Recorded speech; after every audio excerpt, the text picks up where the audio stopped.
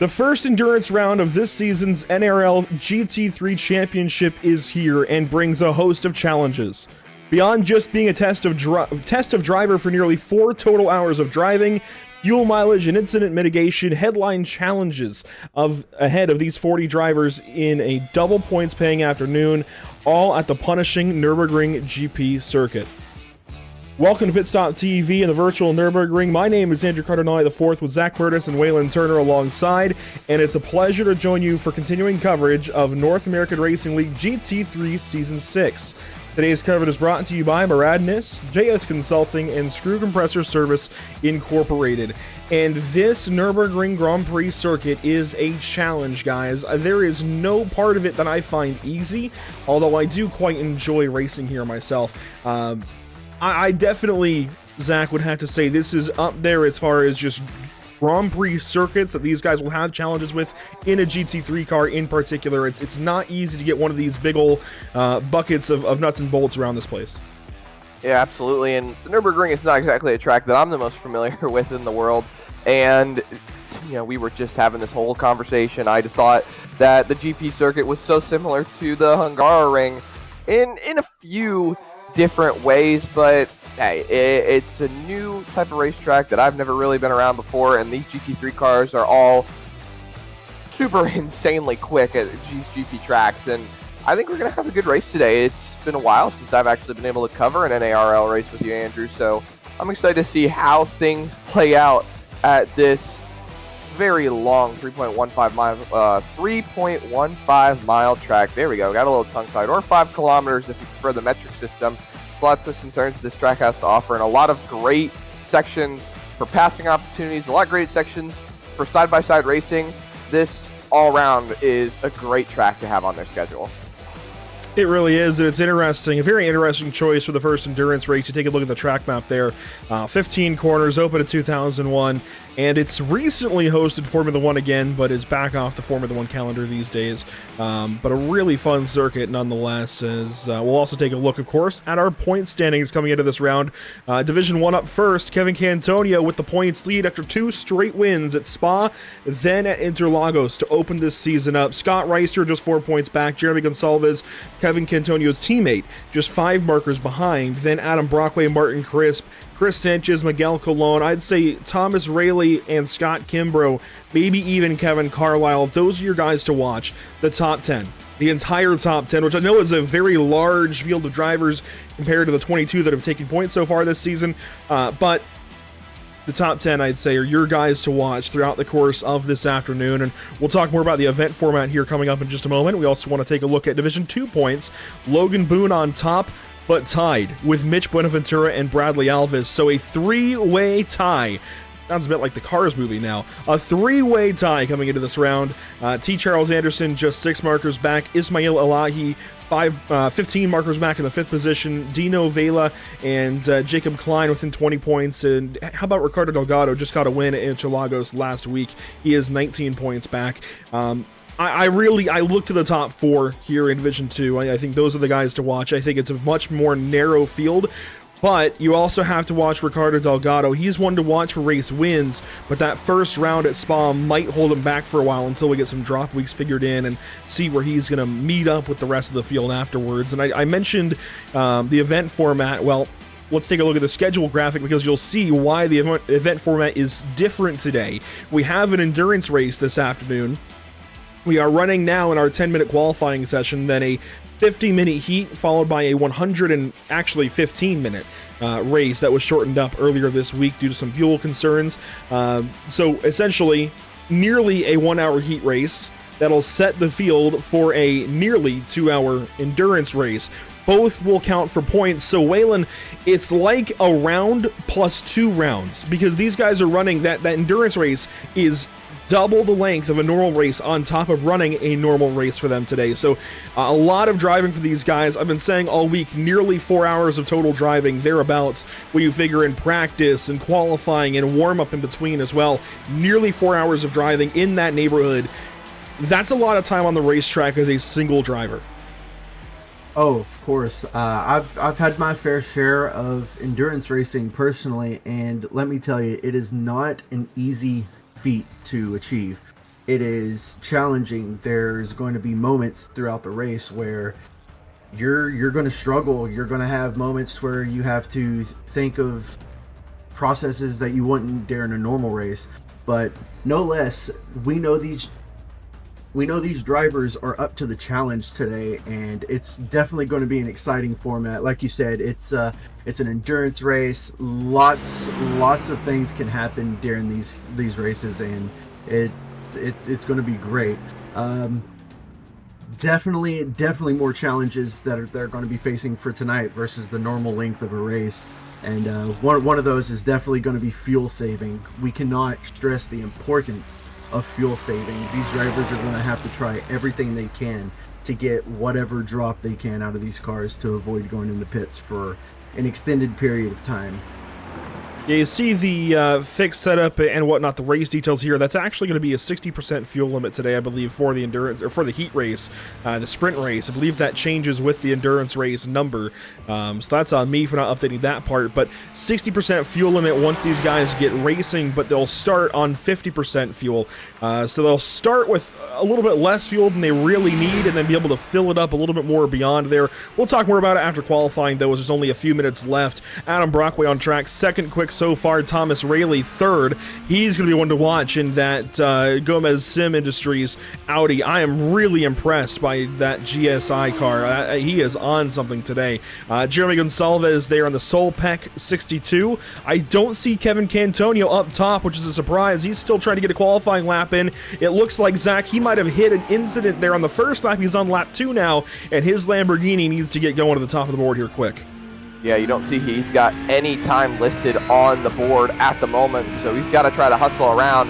Only 3 minutes left in the Q session, so plenty of time really to get that car back around and bring it back to the line. But at the same time, Andrew, it's stressful sometimes when you know that you were on a good lap on your first lap and you ended up getting an instant limit. So you're like, okay, I got to put all of it into the second lap now. You can't afford to reset because it'll just count your lap again. You just got to go for it. You have to take everything you can. And you know, it's funny as well because you were saying that there's three-way tie-up at the top of the points lead, and I was about to say, you know what, I better see a Lightning McQueen scheme on one of these GT3 cars. I don't think we'll see any today, but, you know, an interesting point as well about this season, all of these drivers are locked in their car choice for the season, so we see a lot more car parity across the field. Usually, in the past, we'll have come to this racetrack and everybody's going to have one car they have their eye on, maybe two, and we'll see a field of maybe all Audis or maybe all Porsches. But since these guys are locked into their car choice, you see a Mercedes out front in Scott Reister, a Ferrari in second in Adam Brockway, an Audi in third in Thomas Rayleigh. How about Chris Sanchez in a Ferrari in fourth? Jeremy Gonsalves in a Ferrari now in sixth because Kevin Cantonio just went purple to the top of the board in qualifying in a Lamborghini. So you've now got 4 manufacturers in the 4 top positions. Lamborghini, Mercedes, Ferrari, Audi at the top of the board out of the 7 car choice options. That is a pretty solid track record. Cantonio is going to shut it down there on lap number 3. These drivers do get 3 laps, and down in Division 2, Ricardo Delgado has used all but one of them. He is on point so far in that class. Mark Reynolds second. He sits in the pit lane as well. His qualifying run is done. It looks like Scott Angelo is shutting it down. He's in the pit lane. He is third. T. Charles Anderson's in the pit lane. He's fourth. So things really shutting down across the board for these guys in qualifying as we take a look at Jake Browder, who's still on track for one more lap here if he can get back around. I don't think he will, but he's going to give it a shot. Yes, certainly. Drivers getting their times in, and everything is coming into fruition for this qualifying. We've got some exciting paint schemes out there tonight. I know I'm a graphics guy. I don't know. I haven't seen a lot of the cars yet, but I have to say Cantonio's Lamborghini looks really nice. It does. And Alexandre Cunha off the racetrack. He was a really promising driver a couple of weeks ago at Interlagos, but 25th in qualifying here today. Jacob Klein in the pit lane. Dominic Turcotte. Chris Sanchez at least is still on the racetrack, although he is in extra time in his qualifying run. But while he runs a little bit extra here, let's take a look at weather conditions as well. Top of the screen, 73.6 degrees in the air, 94 degrees on track. And that big swing between ambient temp and track temp feels a bit like the Carolinas lately between ambient temp and real feel. That is a big time swing, 21 degrees. between Don't the remind ambient between the ambient temp and the track temp. That's not too hot. 73 is still pretty chilly, I think, in terms of hot racetracks, but certainly I think we're going to be watching that track temp throughout the day as it's nearly 100 degrees. And yeah, the real feel at over 100 degrees here in North Carolina before 11:50 or before 12 a.m. p.m. There we go, 12 p.m. It's been warm. I'm sure Waylon's roasting down in Texas, but it's been no idea. It's been a hot July so far. We're only 6 days in. Before we get down to the grid, I want to take one more look at point standings. We talked about them briefly. Again, we'll come back to this. Kevin Cantonio, Scott Reister, Jeremy Gonsalves, Adam Brockway, the top four within 10 points. And then over in Division 2, what do you know, the top four within nearly 5 points. So some very tight points races. Keep those drivers in mind as the entire field gets ready to go racing for this 50-minute heat. We'll go through the starting grid first. Kevin Cantonio on pole in car 15. How about Eduardo Pecorini in second spot? That's the first time I've seen this driver's name all season, and he's going to be beginning our heat race, our sprint race, from the front row. Starting third and fourth, Scott Reister, Adam Brockway, the 42s line up side by side once again, and starting fifth and sixth rather, Miguel Colon, last season's champion, alongside Thomas Rayleigh in the sixth position. Starting seventh and eighth, you'll find a Ferrari inside, that's Chris Sanchez. Jeremy Gonsalves starts from the eighth spot, his worst starting position of the season. And to round out your top 10, Scott Kimbrough, Division 1 driver, alongside Ricardo Delgado, the pole position driver in Division 2, Zach. Yeah, I'm rolling through the rest of your field. 11th, Eric Leroy and Martin Crisp in the 11th and 12th position. Really, really big field we've got here, even with both divisions. Mark Reynolds and Diego Ere in 13th and 14th position. It's not every day I get to see triple-digit numbers on a race car. Dominic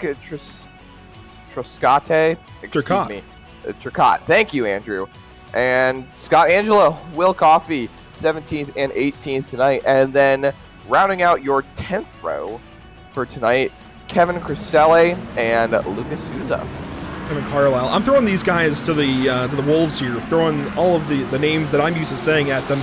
So we'll help you guys out a little bit. T. Charles Anderson at 21st, Jake Browder 22nd, 23rd and 24th. You'll find Bradley Alvis and Dean Kerr, a couple of Division 2 drivers. From this point on, we'll let the rest roll on by as we approach the start of today's race. One more time, Whiplash SimCam's race details, bottom right of the screen. A 50-minute sprint race, and the frames here at Nürburgring, they get a little bit framey, a little bit crunchy. Big setup for these guys, 15 incident limit, and a 5 incident penalty afterwards. So a lot to watch as we work out of the final corner and onto the front stretch. Green flag is out, we are racing in Germany.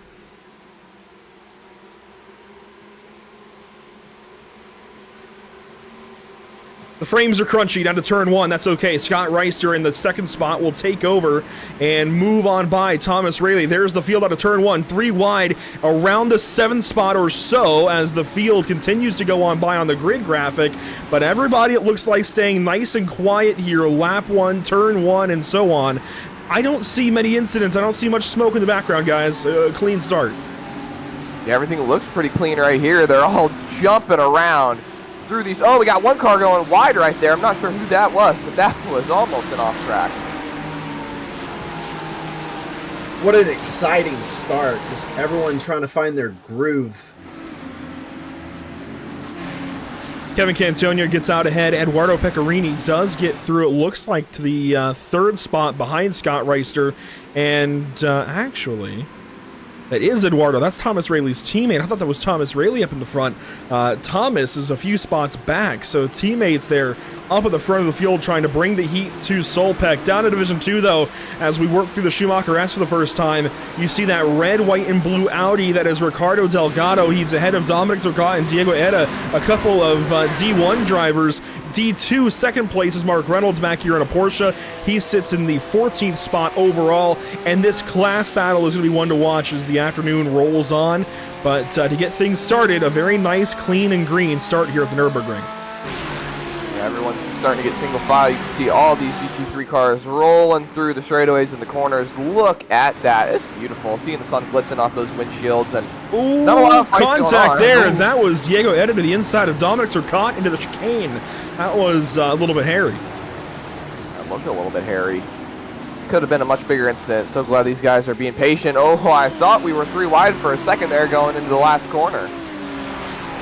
Side by side on the front stretch. Looks like that might have been Eric Leroy in the 9th spot, bringing some fight up ahead to Jeremy Gonsalves, and it was. Leroy's going to win out, it looks like, and that car gets a little bit sideways on corner exit, but everything working out for Leroy, it looks like, as he moves up a spot. He's been one of the drivers to send us a driver photo so we can see what Leroy looks like, and this just brings home the human connection. Like, this guy is a human driving this virtual car around here trying to get by Jeremy Gonsalves. I love that we're able to do this now, and drivers, if you haven't sent us a photo yet, this is your call to action now, as there's defense here over Scott Kimbrough.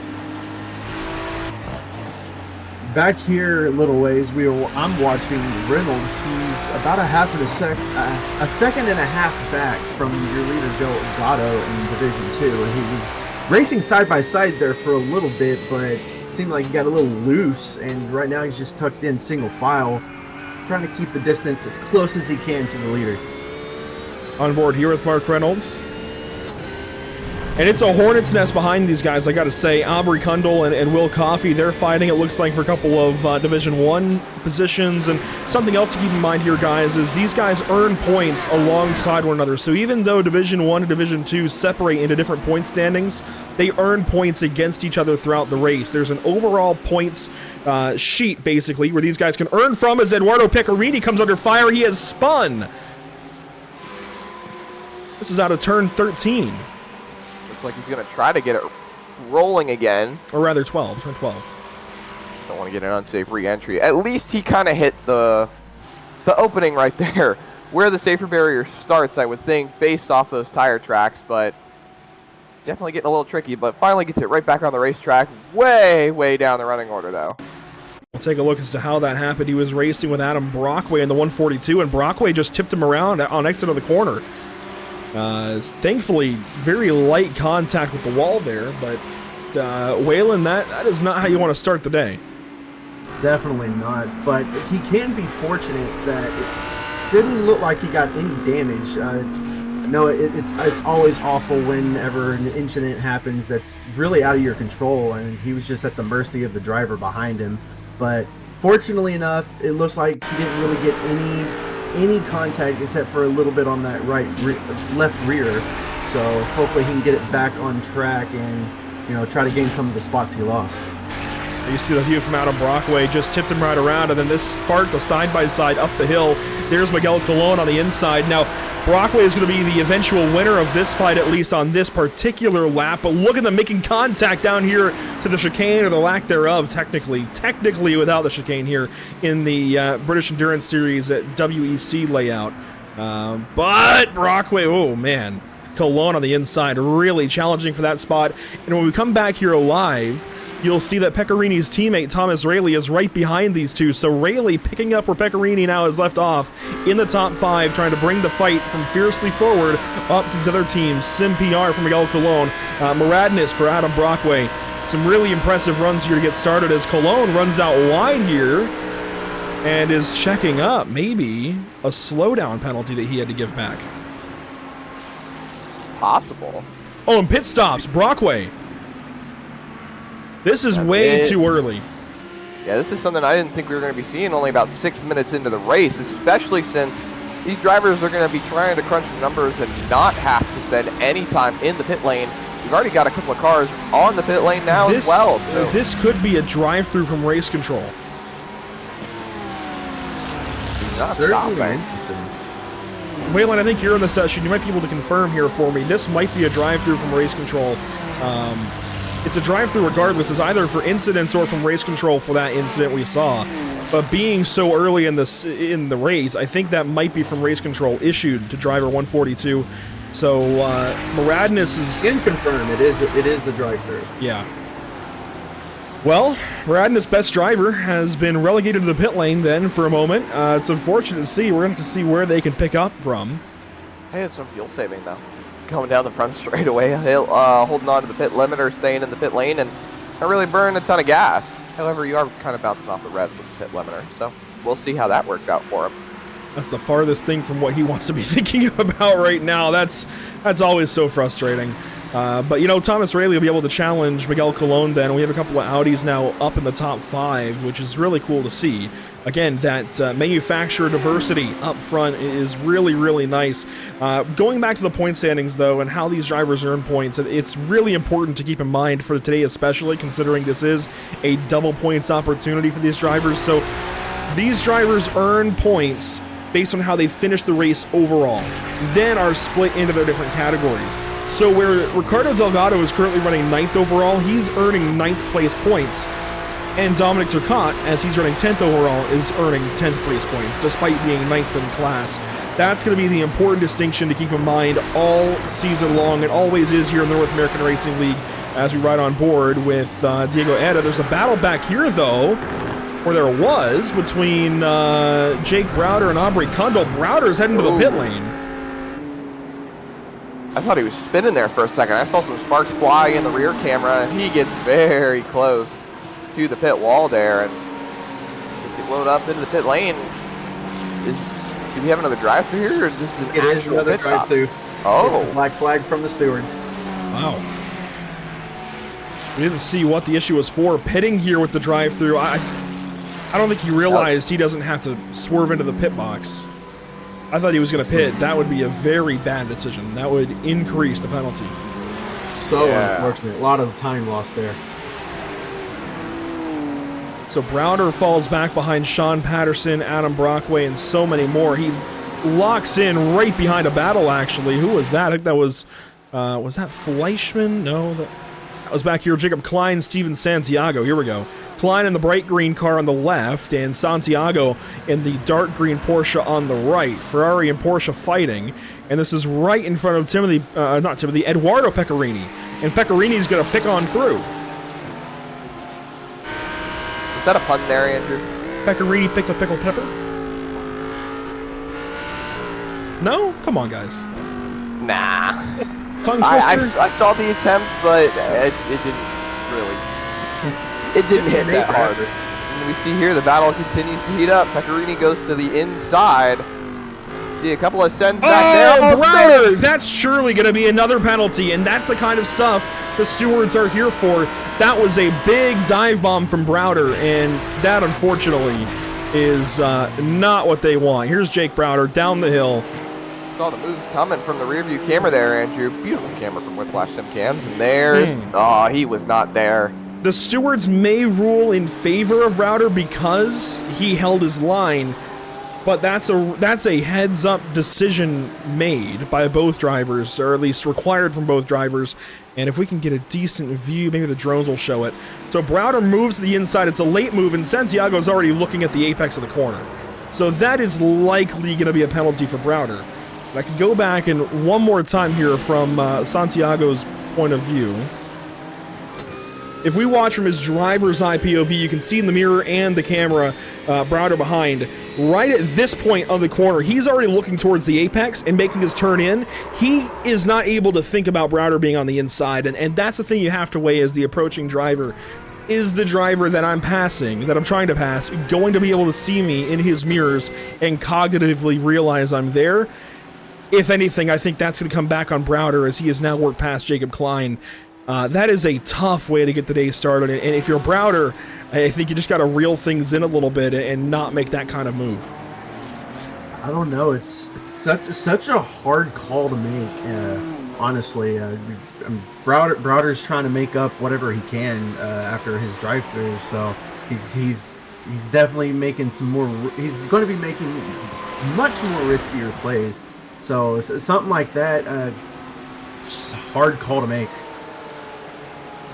Here's his teammate, Mr. Kevin Peak, in the 133 car out of Georgia, working up to Bradley Alvis and T. Charles Anderson. This is a top 5 battle in Division 2. Aubrey Kundle is that dark car at the front of this line. The pink and white car is T. Charles Anderson will go on board. I'm sorry, red and white car, I guess, out of the Northwest.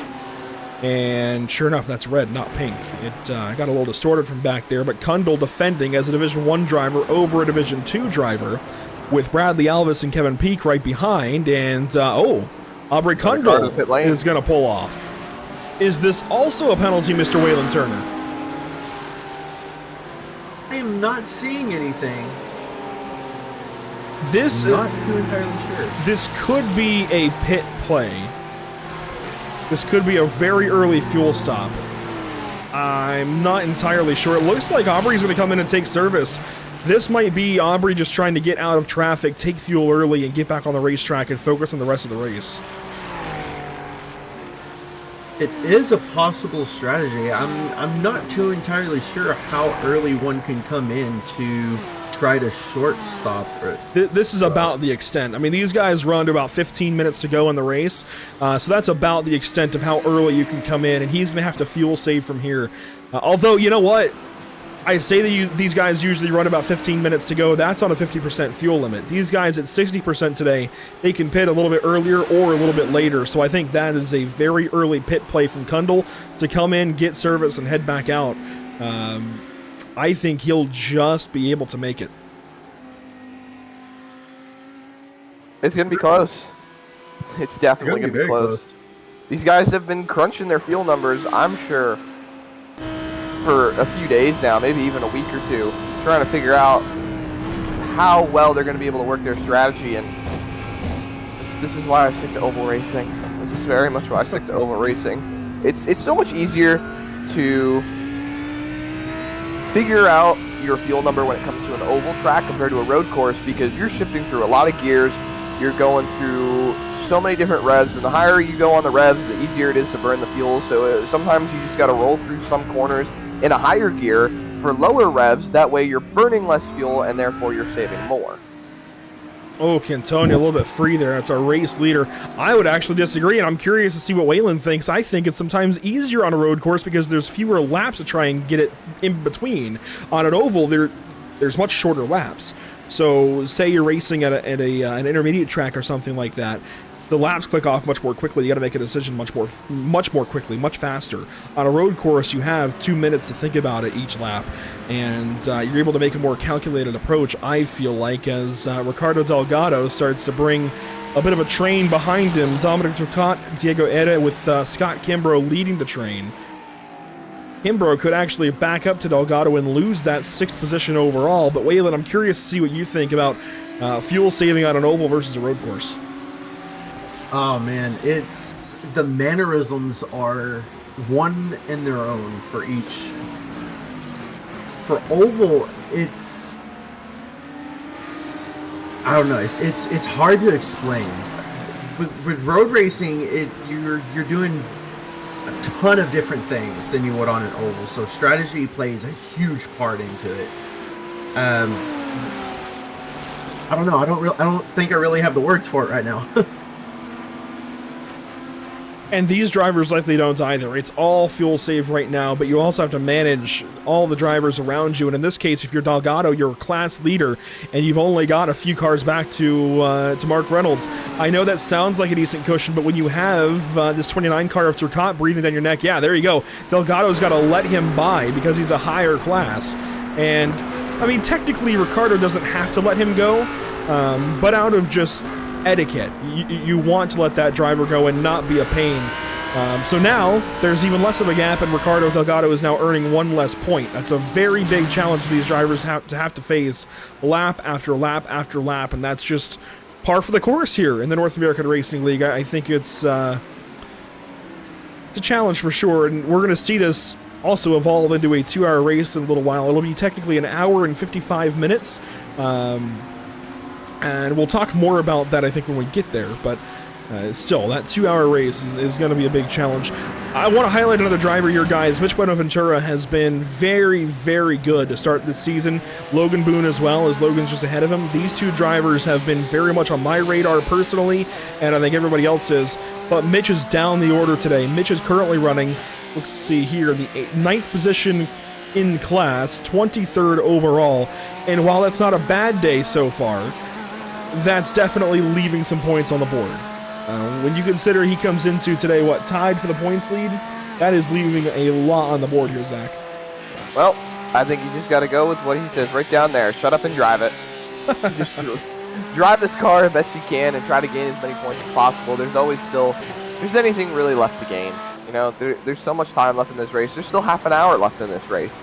Not to mention you've got a secondary race coming up after this. So even if you have a little bit of a bad race here, there's nothing saying you can't have a good race coming up. And there's still time to gain back these points. There's always time to gain back these points. And then you have Logan Boone, a very similar situation. Been very fast to start the season, has the win from Spa. And Waylon, you consider he's 8th right now.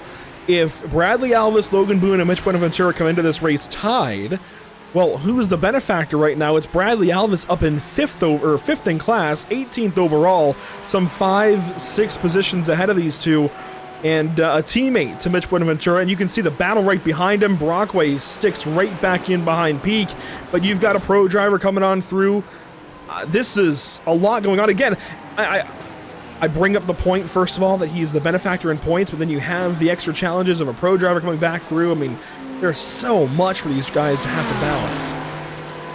There's a lot of factors that are playing into this race right now. Like you said, there's a whole nother race that these drivers are going to have to think about right now. So majority of these drivers, I think it's easy to say that they're just biding their time right now. They're just trying to keep it clean, trying to find a position to slot into, and just really overall, I think their mind is just on that second race.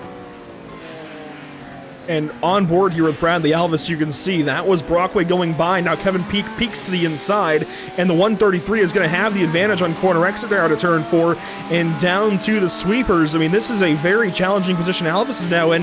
He is now the trailing car and has to lift and give room to Peak to take the apex. I mean, that is unfortunate stuff for Bradley Alvis, and now his advantage over Logan Boone is cut down to just 2 cars in class and on the racetrack. Not at all what Bradley wanted in that set of moments. He just lost 2 points positions and is suddenly much closer to Logan Boone, and Logan Boone is right behind Ismail Elahi, teammates with Mark Reynolds. So Elahi kind of playing spoiler in this right now. He could have a decent day out of this as well.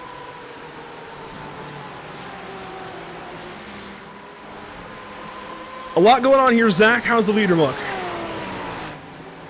Well, if you're looking at the leader in both classes, they're well out in front. Way out in front, I should say. Both have a 3-second gap to the second place car. And we're just about 5 minutes away from halfway in this sprint race. 30 minutes left on the clock. Well, 30 minutes, 30 seconds now. And I'm sorry, Andrew. You're going to hate me for it, but I'm still going to say it. This still looks like the Hungaroring in some aspects to me. It looks that way. We'll let public opinion be the judge of that one, but take a look from the fan cam here of Cantonia going by that AMG arena. So cool from that fan perspective there. Scott Reister on the second spot. We're watching him roll on through. Miguel Colon, Thomas Rayleigh, Jeremy Gonsalves still your top 5 up in Division 1. Martin Crispo is getting close for a position in Division 2. And has been kind of right behind Diego Eda for much of the day, but has pulled up recently because Ricardo Delgado is starting to hold these guys up, and there we go. Diego goes on by. Ricardo pulls right back down to his door. Delgado is going to have an opening, I think, into this corner to turn 8, I believe, or is it 7? I forget. But here comes Martin Crisp right on through. Yeah, that battle's been happening for quite a bit now. I've been taking a look at it, and Ari was trying super hard to get past him. I know he's trying to close that gap to Turcotte that he was losing to a bit ago. So that battle is finally played through, and I have to see what else happens. Yeah, it's unfortunate for Diego. He was much closer to Dominic Turcotte earlier on in this race, and these two drivers really need this season in general. They've had solid starts to the campaign. Dominic Turcotte has been a driver we've talked about most weeks. I say most weeks. Now this is week 3. But we've talked about him a lot more, I think, than usual, so definitely a solid start there for him as he runs now in the 7th spot overall. And Diego Eda has come back from a pretty abysmal season the last time through in Season 5. So these drivers off to much better starts as this season gets going for each of them. And Diego started 14th. Consider he's up to 8th. 6 spots early on in this thing, and really he was down to 15th, so he's up 7 spots. A really big swing there for the 77 car. He's really starting to turn things around for himself, and he brings Martin Crisp on through. If you look at Martin's race, he's also been down to 15th, now into the 9th spot. A solid day there as well for that SimCity racing driver. I know there's some SimCity fans out in the chat. Take a look at the time gap between Delgado and Reynolds. I was just about to comment on that. That gap has decreased by a full second after that battle with Airy. Well, what's crazy too is that Delgado actually was holding just barely over a second over Mark Reynolds as well. That gap was within a second, and it's still closing back up a little bit more, staying within about a second and a half, 1.3 seconds. So as they hit the traffic, I think Mark Reynolds is really starting to close in on Delgado here. Certainly an interesting battle right now for that lead. It's gonna matter so much going into that endurance race, and you gotta feel Reynolds really wants that position. On board with Mark Reynolds, certainly making a play for driver of the day here in Division 2. Now we're not going to have a division of the day. Yes, you did. Oh man, driver of the day, making a play for driver of the day. There we go. Maybe we could take a vote on Division of the Day, Division 1 or Division 2, I don't know. Maybe that's something we do in the future, but driver of the day. Mark Reynolds, he was a lot closer. This long run, I mean, you see that left front damage there, guys. I wonder if that's going to hurt him in the straight line. Maybe he's picking back up in the corners right now versus the Audi, but he has really fallen back and then pulls right back through. Yeah, I think he's got a straight line disadvantage and a corner advantage right now, does Mark Reynolds, but making a play for driver of the day was my point. He has been very impressive to start this race, chasing down Ricardo Delgado, or at least trying to as this race goes on. We won't have a driver of the day vote here in the sprint race since we still have the endurance race to go, but keep an eye on YouTube chat for when that vote does go up so you can make your voice heard as to who you feel is today's driver of the day. If you're watching on YouTube, you can vote in it. If you're not watching on YouTube, you need to get to watching on YouTube in order to vote.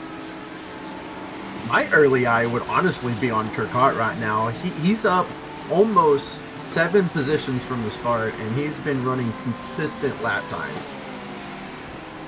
Dominic Turcotte, Diego Eda, and Martin Crisp all are up several positions, and that's a really cool highlight. We did it on Diego and Martin already, but you mentioned Dominic Turcotte, and yeah, sure enough, started 15th, up into the 7th spot. Some big positions gained for car number 29. I don't know that I can look very far past Scott Reiser or Miguel Colon, as Kevin Cantonio is officially ruled out, considering he won last week, so he can't be nominated this week. It's hard to look past second and third, but if you're looking for anybody else, I think it would have to be these guys. Turcotte there in the 7th spot, Diego in the 8th spot, and Martin Crisp in the 9th spot, as Crisp is actually pulling up, maybe looking for a fight. He's definitely closing in on that 77 car. Within about 0.4 of a second now. We watch him on the onboard cam going up the hill. Trying to see how things go into the braking zone. Closes a little bit. That's going to sacrifice the corner exit. Then again, maybe not as they go into the final corner here. Oh, look at how close he gets. Trying to see what he can make up here. Martin Crisp just seeing where he can put that car and maybe catch a toe down the front stretch. Maybe make a move into turn 1. Maybe not. I don't think it's close enough for that. No, not quite, but what that does do, guys, is allow him to be able to save fuel, right? You pull up in the draft and you can start to lift off the gas a little bit. And that's, I think, what we forget a lot of the time. We get sucked into these battles. It looks cool. Whoa, they're going to fight, that kind of thing. Well, let's pump the brakes a little bit here. Maybe they just want to pull in line and save fuel, as Crisp took a look at the apex there. Maybe just running his line, but surely it looked like he was trying to make a move as Mitch Buenaventura pulls into the pit lane. Diego almost looks like he's trying to back up the entry to the turns right now. He's trying to make it harder for Chris to get past him right now. This is definitely the battle to keep an eye on right now. It's interesting to take a look at how these drivers approach corners differently. You'll have some they'll focus on entry or they'll focus on exit. And right now, seeing them clasp together is just what makes road racing so entertaining to watch. That it does, and also think about the fact that these are two Ferraris. You don't have the Porsche or Audi or whatever different manufacturer kind of battle here. You have two Italian manufacturers, well, two Italian cars from the same manufacturer, so their strengths and weaknesses are relatively the same, especially considering they're on the same thick setup. So these two cars, very similar, just an added layer of interest to this fight, as now Diego pulls up on Dominic Turcan and they pass a lap car. Looks like that was Aubrey Kundal going a lap down, potentially.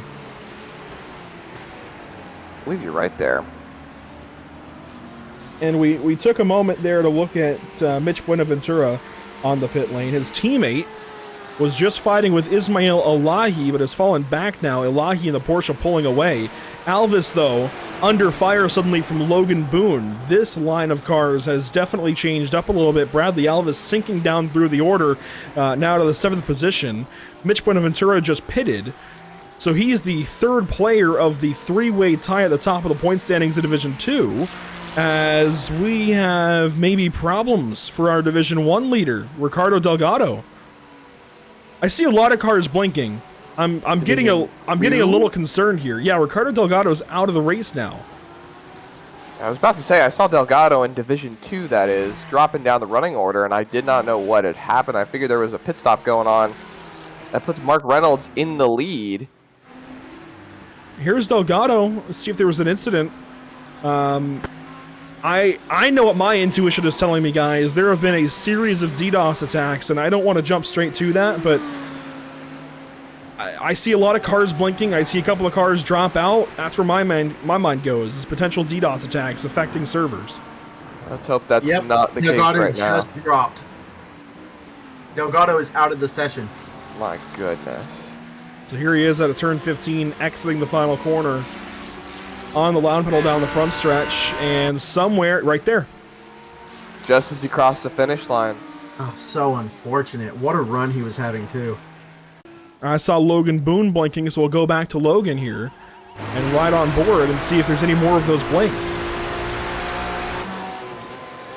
Sure enough. There's a blink right there. I mean, this is... I don't want to get the tinfoil cap out yet, but this is a concerning look. I'm glad the session got off the ground, but we did have to cancel a broadcast earlier this week as a result of it at the start of these attacks. I hate that this is even a talking point during this broadcast. It's not fair to the North American Racing League, but unfortunate scenes for sure as Logan Boone continues to try and work up to Bradley Alvis, and I wonder if Boone would have been there by now if not for those blinks. And they could be entirely unrelated, by the way. Ricardo could have just lost power or lost internet or something at home, and Logan could just be going through his own issues. We don't know, but intuition says it's very possibly related. Lord, I hope not. I even had to do a whole update this morning before I even got into the broadcast today for all of the extraneous patches the iRacing service was having with these DDoS attacks. So hopefully is that that's a not the word? case. Extraneous? I believe so. I don't think so, but I like it. I like where you're going there as we watch a train of 5 cars down to turn 7. One of them, it looks like, is Division 2, and that's that Porsche in the middle, right ahead of Dominic Turcotte. I believe that's Dean Kerr that has gone a lap down. And we are in pit window, officially, for these drivers. We're going to start to see these guys flock to the pit lane in the next couple of laps. We might see them go a little bit later than usual. We might see them go to about 12 minutes to go in this race, because we saw some drivers pit about 13 minutes in. But we are right at that point in time as Kimbrough walks away from Dominic Turcotte, Diego Etta, and Martin Crisp here. And they'll go by Dean Kerr, so we can actually go look at Adam Brockway, who has pulled up on Will Coffey and Lucas Souza. Very interesting battles happening here all across the track. I do want to add that Delgado is connecting back into the session. He's not yet back on track yet, but we'll have to see how he's able to recover. He is a lap down now, so we'll have to see if he's able to recover anything within the last minutes of this race, and hopefully he won't have any more issues continuing on into the endurance race. A lot of cars coming out on pit though. Andrew, how about that? Yeah, just as I mentioned, this is the pit lap. Well, here we go. Dominic Turcotte's in, Diego Eda, you saw Thomas Rayleigh. Martin Crisp is in the pit lane. Will Coffey is staying out. Mark Reynolds is in the pits. Kevin Carlisle is in the pit lane. Scott Angelo, Lucas Souza. I mean, the list continues to grow. T. Charles Anderson, Kevin Peake, Ismail Elahi, Bradley Alvis, Eduardo Pecorini. Most of the midfield pitting under this lap, and the first back out is Thomas Rayleigh in car 24. He's back on the racetrack. Looks like Martin Crisp is now back on the racetrack in the 59 car. He gets ahead of Dominic Turcotte and Diego Eda, so a double pass for Crisp in the pit lane. Why? Well, he took less time in the box. You see a 13.83 for Crisp in the pit box. Dominic Turcotte a 14.53, and for Diego Eda, it's a 15.05. Big differences for these guys as they work past one lap car. But Martin Crisp able to leapfrog those two drivers that he was chasing, and you know what, Zach? That goes back to the saving fuel.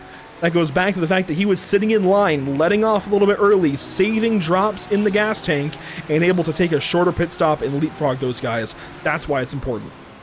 Very true, but at the same time, it looks like everybody hit their fuel number just about on the same lap, which to me is awesome, because that means that everybody is pretty much on the same strategy, and it's going to boil down to racing on track, not racing into the pit lane, and it's going to make, personally in my opinion, everything a lot more what's the word I'm looking for here? A lot more fun? Yeah, let's say a lot more fun. So I was also trying to say extemporaneous again, which apparently is not a word. It is not a word. I'm going to pitch that to the dictionary then. Antonio pulls off. There's Scott Reister leaving the pit lane 12.27 rather. 13.57 for Cologne. Gonsalves a 12.18. Wow, that's really pushing the limit there. Scott Kimbrough in the box. There's Chris Sanchez coming in, and it looks like, is that Adam Brockway? It is. Kimbrough a 13.27. And Rayleigh is going to get by him. And Rayleigh is right on Gonsalves here. Look at this. Right on that back bumper. Right. Well, this is the stock cars. On the back of the diffuser. Oh, that's a bumper. It's still a bumper. But, yeah, I like the diffuser anyway. Battle for fourth here, Waylon. Rayleigh taking less time. Actually taking more time in the pit lane. I think Gonsalves actually passed Rayleigh, didn't he? Yes, Gonsalves is in front of Rayleigh at this moment. It's a very intense battle. Both cars really fighting for that position. This is for, I believe, P3? P4. P4, all right. No less. Still a huge position to fight for, as we see Rayleigh go a little wide right there. Might have had a slightly better exit, I'm not sure. But these cars going back and forth. Certainly exciting to watch. And I can confirm Rayleigh was ahead, loses that spot in the pit lane. A big deal there. Crisp able to get ahead of Turcotte and Eda. Further down the order, Mark Reynolds comes out ahead where he should have in the lead in Division 2. Second place Division 2 is Scott Angelo, well down the order by comparison. We're talking about a difference on the racetrack of 4 seconds or so between these two drivers in Division 2. Third place, T. Charles Anderson, another handful of seconds back, 8 seconds back, and then that's where Division 2 gets fun from there. Logan Boone now ahead of Bradley Alvis, Mitch Buenaventura pulling up on Ismail Elahi.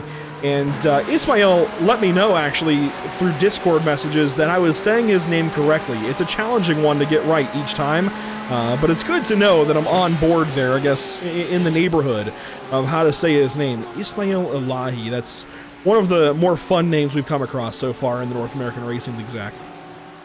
Oh, that it is. But, looking through the ticker, was trying to form a thought there. Reynolds and Angelo are about 2.5 seconds apart as we see a pass being made there.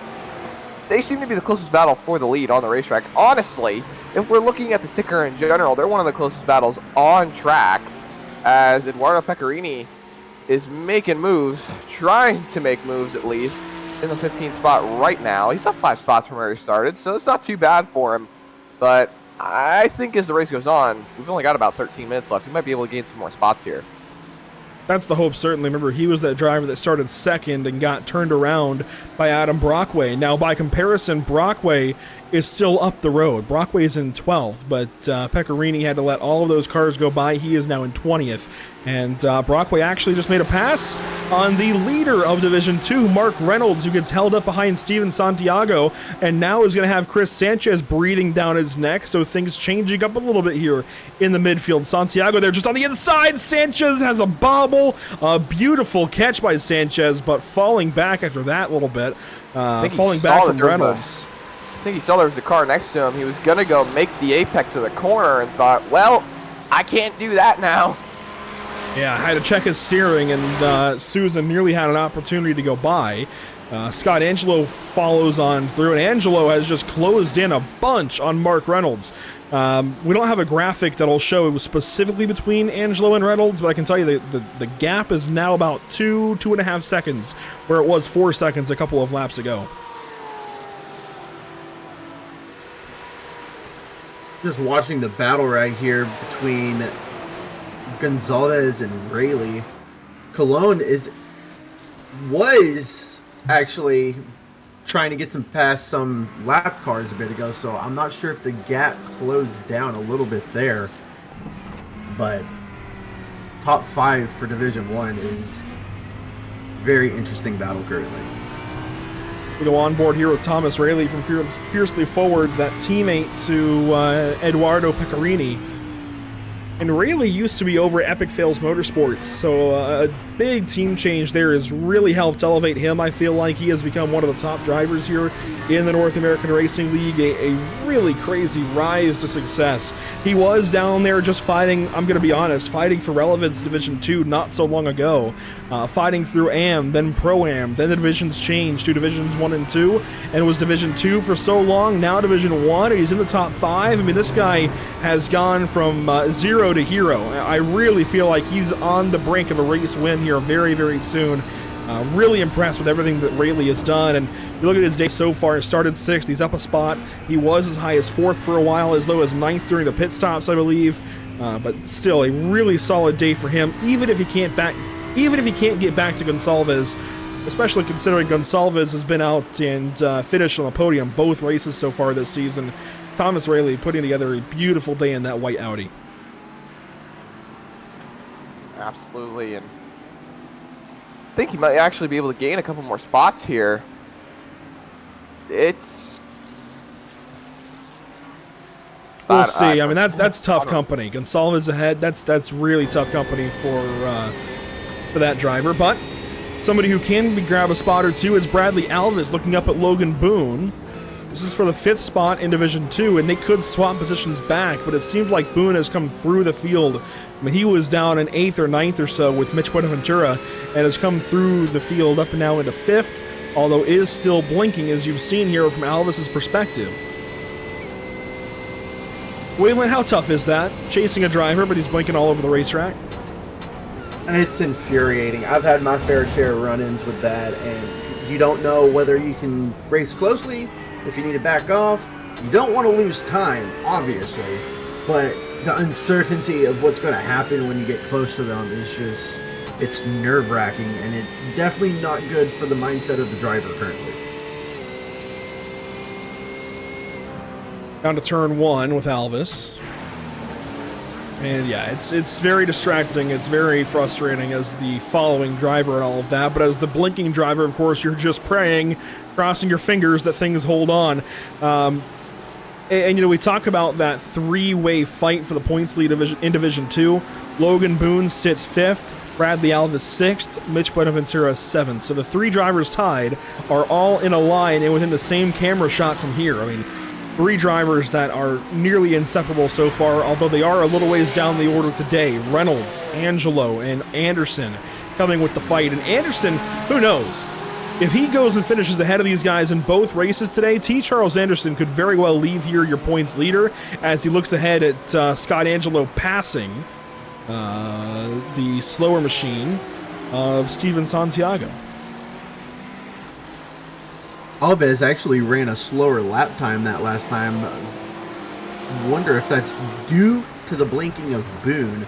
but Benaventura is actually running the fastest of the three right now, and honestly, he could end up closing that gap. There's still a bit of time left. He does still have that window of opportunity. Glad we didn't miss what just happened there with the Ferraris on screen. Great run down there from Waylon, as we saw a bump and run from Kevin Carlisle to Diego Eda. That was really interesting. Man, a whole lot of cars on the front stretch looking towards the Nürburgring Nordschleife. It really just cranks the frames. It's been rough. Anytime you look towards the Nordschleife, it gets a little bit framey, but Kevin Carlisle goes on by for 9th in the 72 car. Adam Brockway now on the brink of running back into the top 10. Everything that I was saying earlier about Diego has kind of gone out the window. He had a really solid day going. I think has used the tires up, and these drivers are coming back through as we approach 7 minutes to go. I like that. Sorry there, Waylon. Go ahead. I was going to say, we're, like you said, Andrew, we're coming up on 7 minutes here, and you know, these guys haven't changed tires at all, if I'm not mistaken, right? They have not changed tires at all. They only took fuel on their pit stops. Yeah, I don't think we'll see any tire changes here in this sprint race. We might see a few for guys that are struggling with the racetrack, maybe throw tires back on.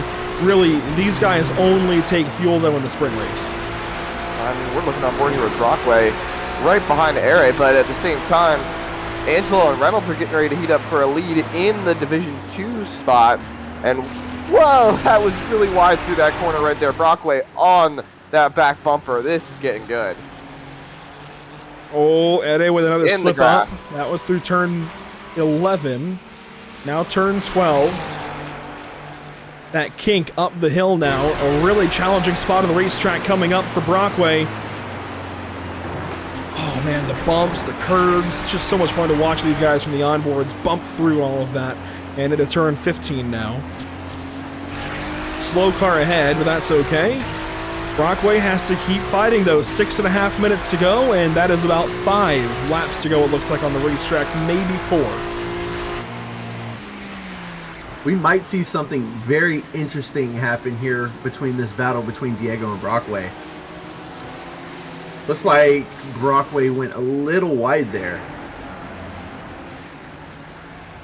And they're coming up on a slow car. This is... Who is that? That is one of the Pattersons, I believe. Yes, it is. Real close. That could have been nasty right there. That's the 517 of Timothy Patterson letting these guys go by now. And Brockway took a look to the inside for a moment of turn 5, sits back, looks at turn 6, Erde covers it up. This is getting fun. This is super exciting. What I like, I don't know about you guys, but whenever you're within a second, half a second between the driver in front of you that you're battling for position, I call that the crunch zone. The crunch zone, because your mind is crunching on all the thoughts that you need to try to get past them. You don't want to mess up, but you're also trying to find every little advantage that you can over the driver ahead of you to try to find the perfect time to get around them. Got Zach Deus in the chat asking if he should tell Brockway to push harder. Absolutely. Make it fun.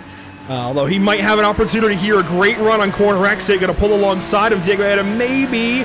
And yes, he's going to be there on the inside as they work through that kink and up the hill to turn 13. Side by side, maybe some contact. Brockway on the outside. Diego on the inside. Still side by side to turn 15. The fact that they stayed within track limits there was amazing. Pass Kudos made. to both of them. See, This is what I was talking about. The moments like this, like I just said, the little advantages you can find over your opponent just creates the thrill of the race. That they do. And we might have some thrilling fighting here between Logan Boone and Bradley Alvis. Bradley's been working on Logan for a while now, but then you have the blinks, and it makes it tough if you're Bradley in the Porsche. How much do you want to try and fight? He pinched a corner right there. Bradley was able to close in on the apex. So that's going to be a little bit more beneficial for him as they work their way down the front straightaway. Taking a look this far back. I don't know what the game plan is there. Falls back in line. Yeah, they're really pinching corners right there. I don't know how well it's going to keep going over. there's 4 or 5 or 6 or 7 or 8 or 9 or 10 different ways you can take turn one. I mean, the different ways you can take that corner really stack up, and you can stay out wide going on to your turn in. You can kind of take the more narrow turn in, like we saw Alvis do there. There's a lot of different ways, and I think it also is something to watch as you're the leading driver, because, as you called out, Zach, Alvis was staggered over like he might make a move. So if you're Logan, you've got to rack through your brain and decide, is he going to try and make a move or not? Do I leave the door open and let him go flying through to the grandstands over there, or do I not cover it up? Or, it's... See, though, that's the beauty of the iRacing sim. We are able to judge how far back someone is based on our relative time. You've got your little black box in the bottom right. A lot of drivers don't like to use it. They like the realism factor. And as much as I would not like to break the fourth wall on that, it allows the driver to... Oh, there we go. Got held up behind Santiago. That's a pass made, it looks like, for Alvis at the apex there of 10. Almost has it. Boone back on the inside, though, at turn 11. And starts to look like he has the advantage. But Alvis on the outside, going to have the run towards turn 12. Going to be on the outside of the kink. And Boone's going to fire back. It goes back and forth. They are just swapping back and forth. Let's see if they can hold the track limits here, like we saw earlier. Real tight. Alvis braked a lot harder. Off track a little bit. They're bringing the fight to him. And here's Mitch Buenaventura. We might have 3 wide between these guys as Boone fends off the 96 for now. But here comes Alvis back on the front stretch. Where is he going to try and go as we watch it all from Mitch Buenaventura's point of view? Teammate to that 96 car. It's a 2v1 right now, and this is all for 5th place on the racetrack. Might as well say, as again, this is the top 3 in the point standings of Division 2. Alvis went really, really wide through the final corner, slot back in line, tried to pull a crossover move into turn 1. Don't think it's going to happen. They fall in single file now.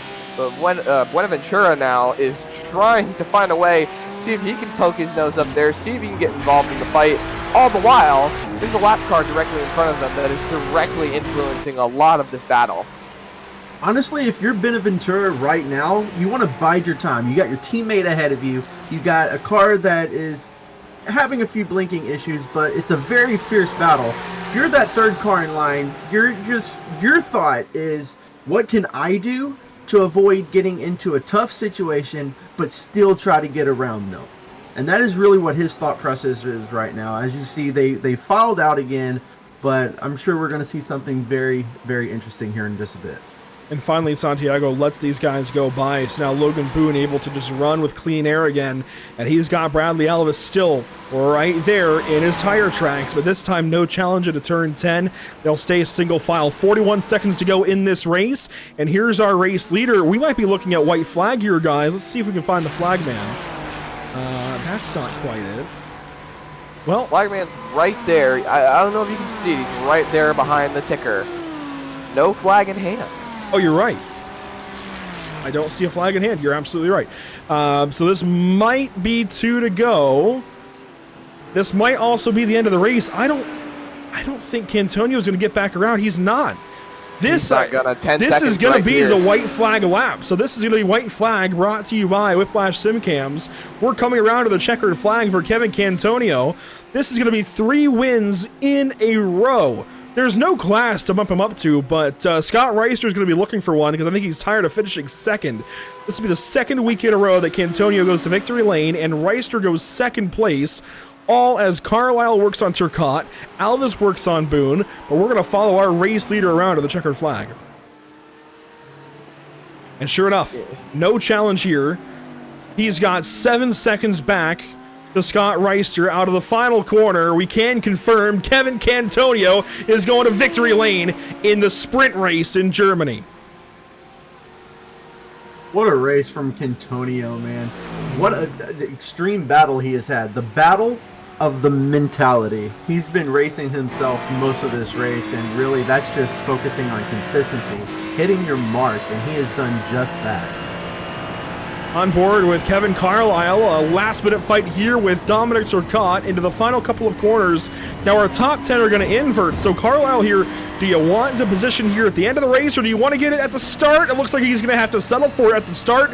Dominic Turcotte covers it up, and Turcotte's going to finish 8th, Carlisle 9th, Adam Brockway 10th, then Diego Etta and Chris Sanchez. And for the back here, guys, Bradley Alvis, Logan Boone, last opportunity here for Alvis to get that spot.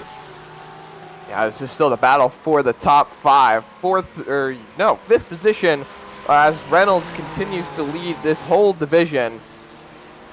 This should be them coming to the checkered flag right now. One last attempt, one last try to see if Alvis can take away that spot. I don't think he's going to be close enough here, Andrew. Oh, battle he here, sends though. it. Nothing changes between Boone, Alvis, and Buenaventura, but we can watch this fight back around. Ismail Alahi, Alexandre Cunha, Jeff Fleischman, and nothing will change, but boy, did they get close, as everything just about holds steady as it was going into that final lap. Not much changes on lap number 26.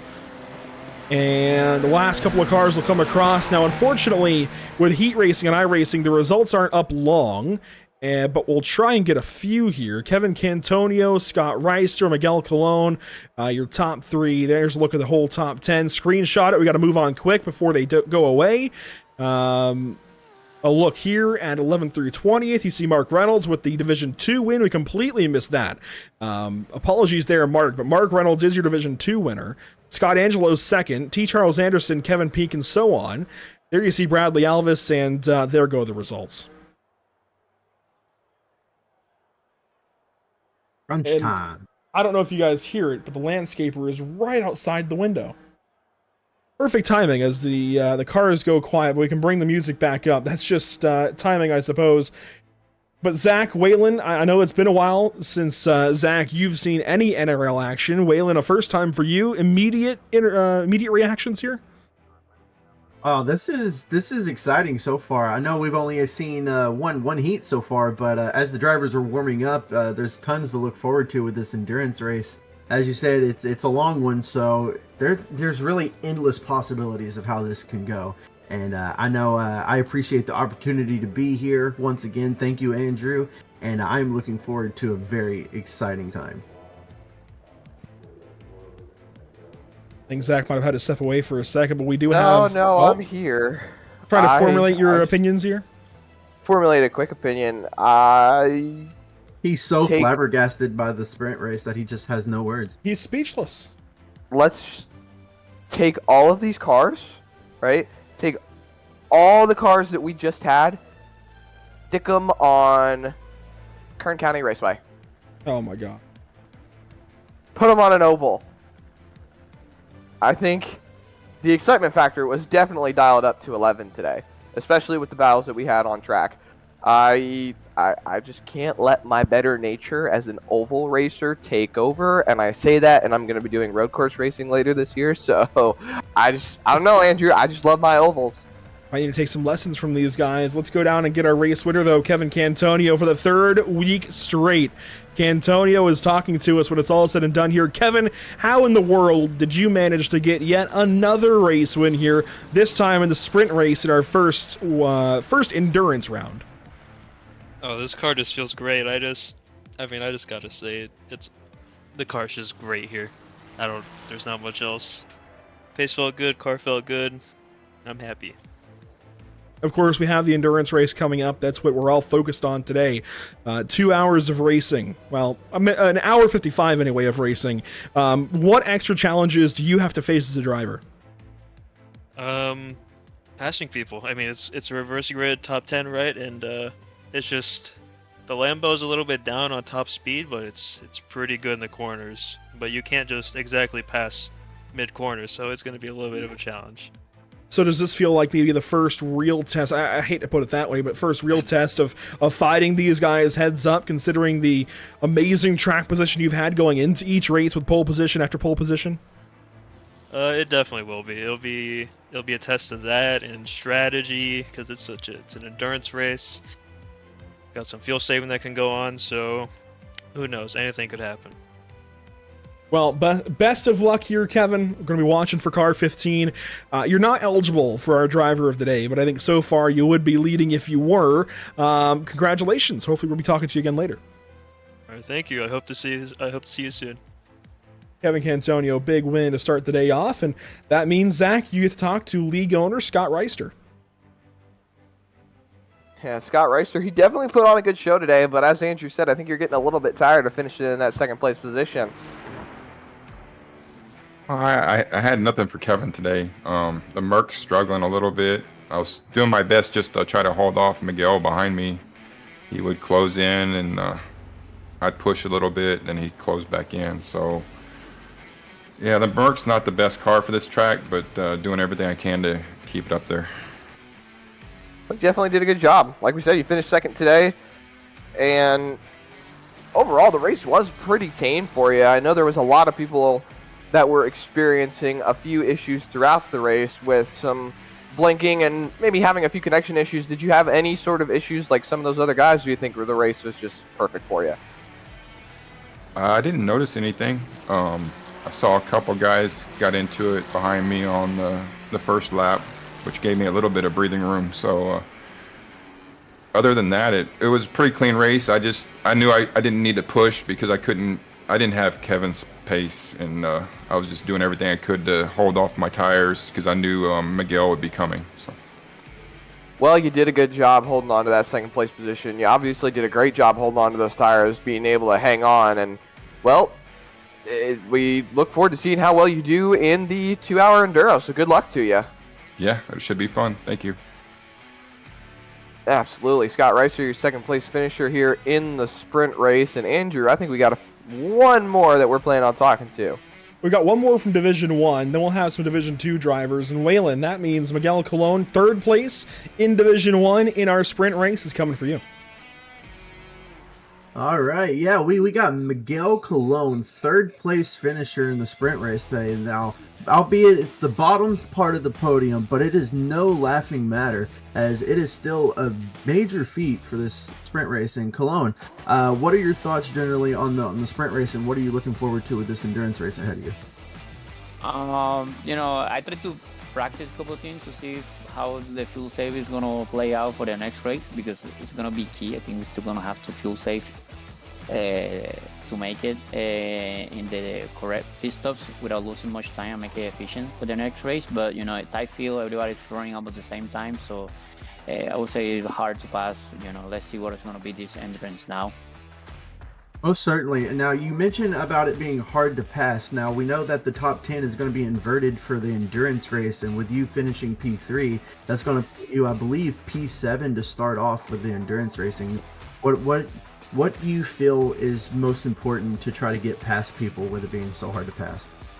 I think being patient. The first couple laps, maybe we may have a couple of the slow guys at the front. We have some guys that are fast that had an issue in the first race, and now probably they're gonna start at the front. So some people could take away quickly. But I would say look for opportunities and be patient and keep to the game of the fuel strategy to see if we can make it.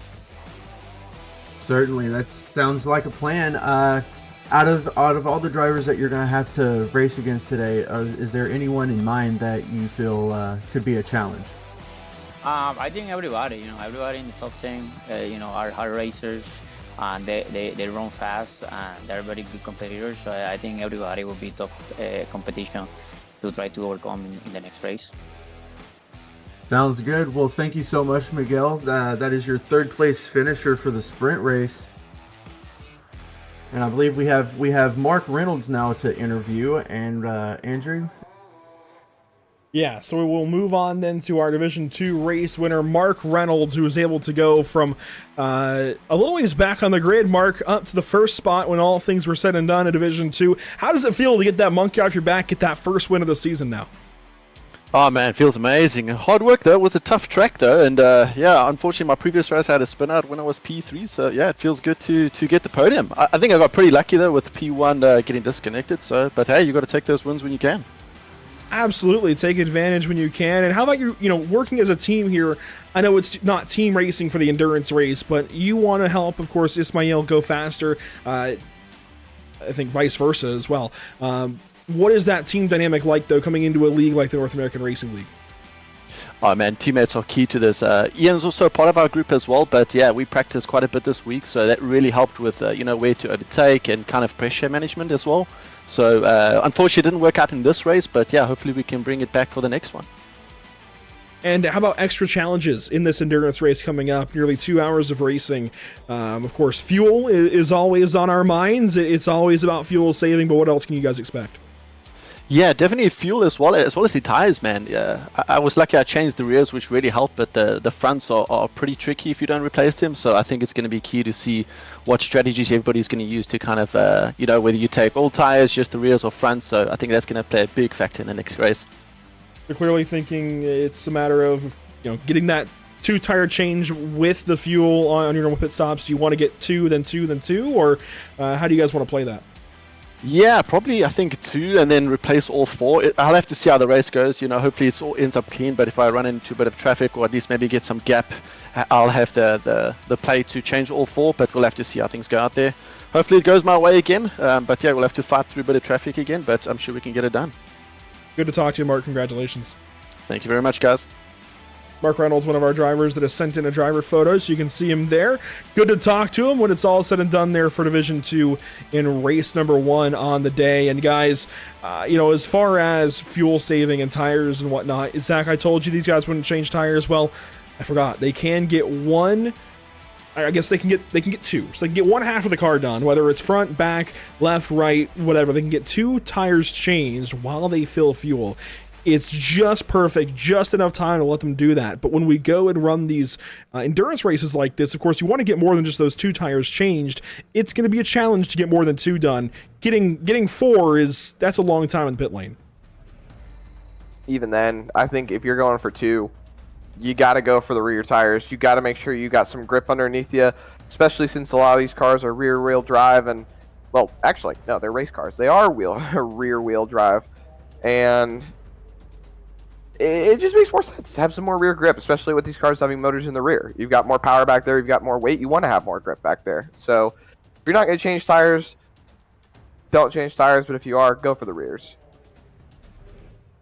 Certainly feel the rear, like you said, it is way more important. And with road racing, that rear it's going to slip out from in front of you. I mean, from behind you.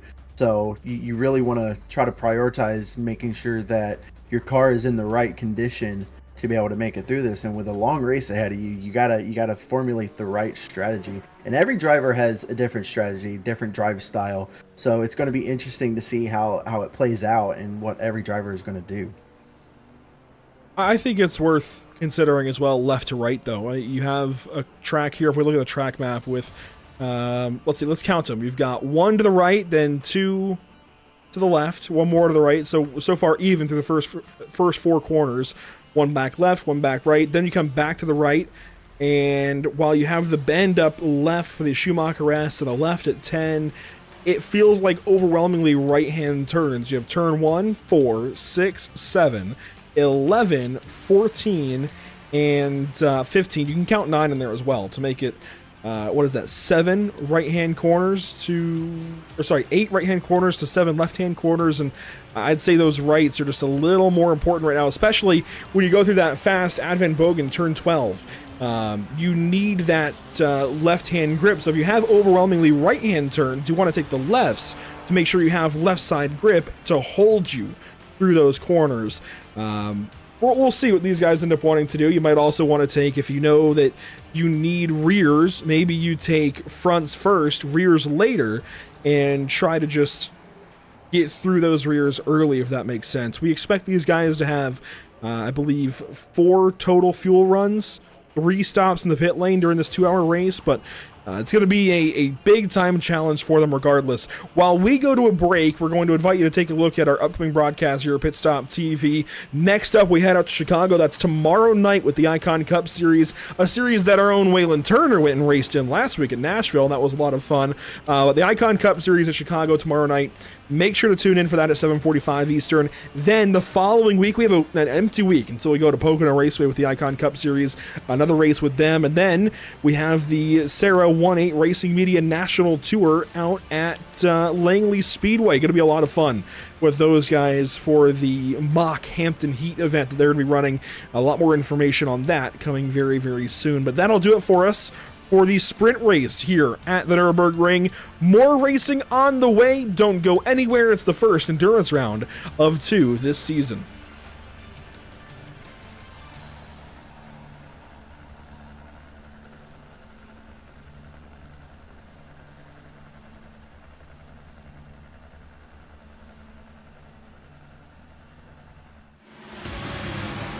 Drivers make their way into the pit boxes. Dobbs, Robertson, Kinder, Barlow gonna go both.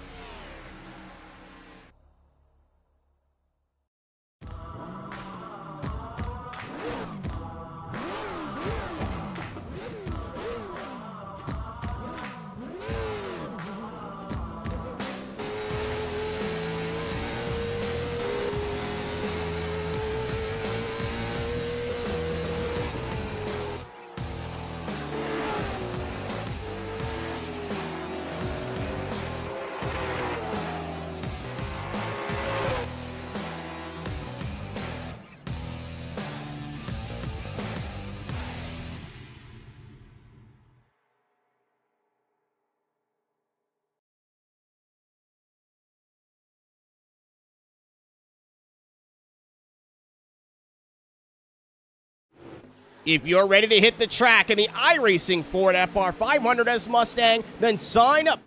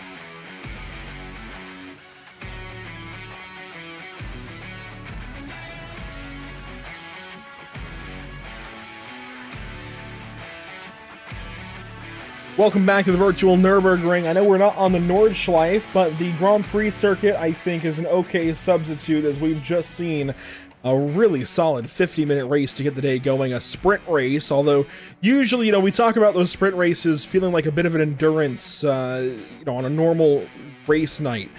Well, that is nothing compared to what we're about to embark on. This 2-hour race coming up next is going to be a long one. Let's take a look at warm-up times here, Waylon, as we get settled back in. We are minus a Zach Murtis. He unfortunately had to go in between races, but we're glad he was able to join us there for the sprint race. But Waylon, as we get ready for race number 2 on the day, this is about to be a bit of fun for sure. Oh yes, it's tons of excitement to look forward to with this. Like you said, it's just under 2 hours, and man, I'm ready to see how our top 10 start off this endurance race. Who's going to be pushing? Who's going to be saving? Tons of strategies can play a factor into this, and with a lot of time on your hands, we're going to see different strategies formulating over the course of this, and it's going to make for some really exciting racing, and I cannot wait. Let's go around the field a little bit, see who's on track right now and warm up. There have not been many drivers that have taken to the track, but this is one of them, Chris Sanchez in car 3. Ricardo Delgado's also been on track. Kevin Peake, T. Charles Anderson, Bradley Alvis, Chris Winstone. Didn't get to see his face at all in the first race. There he is, looking happy as ever. Although he is 10th of the 10 cars that have taken the time, but I think he'll be okay once we get into the race session. Adam Brockway, the fastest of the bunch. I gotta say, he has got to be one to watch for here in race number 2 on the day. You see Eric Leroy back there in the pit lane. He's been here. He was fast to start the day, but then had an issue in the sprint race, had to go to the back, and ended up not finishing the race in general. But first impressions continued, if you will, here, Waylon. How do you feel about this North American Racing League now that we've seen the 50-minute sprint race of the day and we're about to go into the endurance race? Honestly, even with the 50 minutes that I've been able to be a part of so far, we only ever really saw, I think, one incident with the car spinning, and that was just due to a racing incident. So honestly, relatively clean racing all around, which you love to see. It makes for, the battles to be all more exciting, because you're not sitting here wondering, oh, is someone going to make a mistake here? Is someone going to make a mistake there? Is someone going to spin me? All those worries are just pretty much, for the most part, out of the window when you're surrounded by people are going to race clean, who can race hard, and do what you would expect the average racer to try to do. Well, here we go. You see the grid getting ready down on the racetrack. Let's go through the starting grid while the race details sit there on the bottom right for you to refresh yourself. Adam Brockway now going to start from pole after finishing 10th there in the sprint race. It'll be Kevin Carlisle from second spot for SimCity Racing. Then it's Dominic Zerkott from third. Martin Crisp, teammate of the driver, starting second, will start fourth. Starting fifth place, it'll be that who started sixth, or finished sixth rather, there in the sprint. It's Scott Kimbrough, while Thomas Rayleigh will start from sixth spot. The rest of the top 10, Jeremy Gonsalves, Miguel Colon, Scott Reister, and Kevin Cantonio to wrap things up. We'll let the rest go by here as we talk about the Whiplash SimCams race details. 30-minute warm-up, that's already over. Partial invert, we inverted the top 10 from the race result there, as you see Mark Reynolds roll off from the first spot in Division 1, 13th overall. Fixed setup. The important thing here, 50% fuel, then 60% afterwards. And it was the same for the sprint race, but that means these guys are starting on a 50% load, then they'll be able to fill to 60. So our first fuel run is going to be a little bit shorter, Waylon. The rest of them will be a little bit longer. And see, that's where the strategy really kicks in. Because you got these drivers, they're going to be, like you said, starting with that 50% fuel load. And that right there is the first half of the strategy. When do I come in? How long can I make this 50% last? And then you got the bigger fuel load after the pit stop. And it's like, well, if I come in early, I have a little bit more fuel to work with. But am I going in too early? And how much of that fuel am I going to really have to conserve towards the end of this Well, and race? we've just gone green down to turn 1. This is a big land rush suddenly to the first corner. Leader, Adam Brockway, gets down and away, clearly through 2, 3 wide behind. One car turned around. It's Lucas Souza in the middle of the field. Car 6 turned around, and everybody moving all over the place. There we go. That's the first big incident of the day. One car is high centered. I think that might have been Eric Leroy. The second race of the day, the second race in a row where he's got problems. Everybody else is through clean and green. Kevin Carlisle a spot over Scott Kimbrough and Martin Crisp, as the grid will finally finish up here in a moment. Bunch of side-by-side racing there for the start. Man, so exciting to see. And we see that Cantonio actually trying to make his way through the field is up 1 spot from the start, sitting at P9 right now.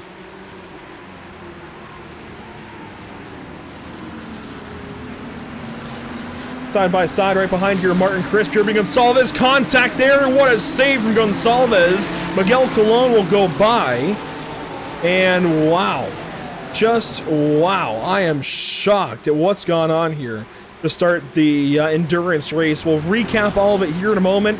1 hour, 55 minutes, that's the length, nearly 2 hours of racing. Kevin Cantonio opened to 8th, Scott Reister into 9th, and Division 2 is battling amongst themselves now.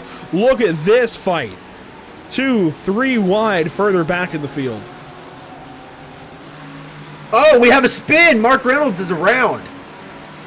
And he won the sprint race in Division 2. He's around at the top of the hill here, leaving turn 11. You see him blinking. Waits patiently for drivers to go by. A lot of time lost right here. That gotta feel bad for him. You know, after having such a good sprint race, and only to at the beginning just lose a lot of track position. He's still got plenty of time to work with, but it's just so unfortunate. It can sometimes be a motivational killer when something like that happens. But some lap 1 penalties here. You see Scott Angelo in the pit lane, T. Charles Anderson in the pit lane as well.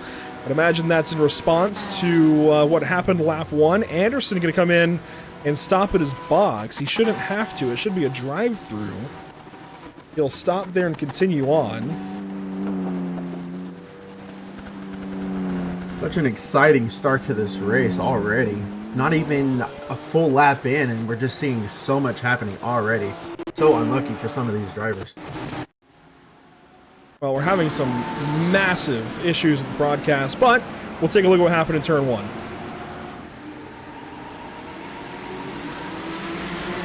Not real sure what happened there, hoping to see something. Watch for Lucas Souza. Yeah, there was a lot happening there, and Lucas Souza here in the 6th. Thomas Rayleigh around the outside, one car in deep. That was actually Mark Reynolds, who made a little bit of contact with Souza. I don't know that it was Reynolds' fault. You see Buenaventura get turned around. Another car at the top there. Santiago hit Souza as he went by. I don't know really who's to blame for that. Honestly, it's the start of the race. Your mind, you're trying to find a position where you can file in, get somewhere where you can start putting in the time, put down the laps. And honestly, a lot is going to happen in that situation. You got drivers wanting to do different things. And as you can see, it was like 3, almost 4 wide in some cases. And everyone trying to run a different line. And those lines sometimes just cross into each other. So watch Souza here down to turn 1. And let's see. One car up the inside. That is Dean Kerr on the inside. Mark Reynolds there as well. I don't know that Souza's at fault. I wouldn't put Reynolds at fault. He's trying to give room to the car inside. That's just unfortunate. Buenaventura comes in here. Like Reynolds went in to block the position from Carr, and it just didn't seem to go the way they had hoped. I do think he was trying to keep Kerr from coming up the inside there, which I'm not going to blame him for. Let's see if we can get a view here. Slow it down.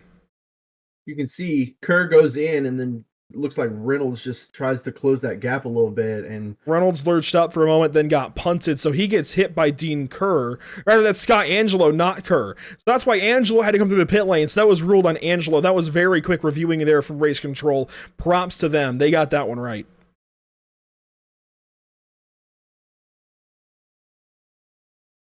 Well, we'll catch back up with the front of the field, as it is all Adam Brockway out front, and this is an iRacing issue. You're going to see me hotfix it real. This is what I was trying to deal with on the start. Brockway with a great start to this race right now, getting a pretty sizable lead to the start of this. Got Kevin Carlisle in that second spot. He's trying to fend off from Kimbrough and Chris shortly behind. A lot of Division 1 drivers just trying to slot in, trying to see what they can pull early. As it looks like Cologne trying to find a little bit of a grasp onto Chris. Goes out on the outside, not quite able to get him, but he is closing very rapidly onto the back end of Chris. That is a battle for P4 currently.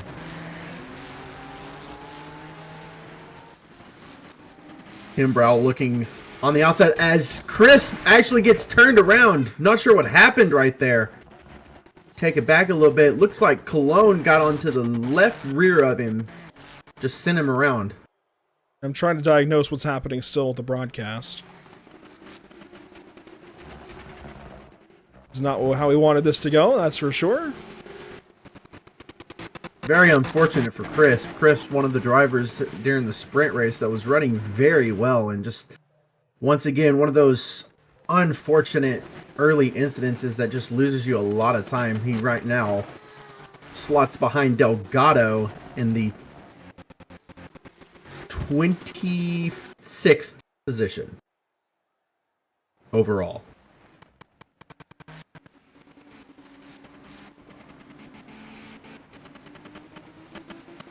I think I'm close to having this sorted. This is something we dealt with in the Majors 24. And unfortunately, there's not much to fix it. When iRacing decides this is going to happen, you're kind of along for the ride. Multiple broadcasters had this issue in the Majors 24.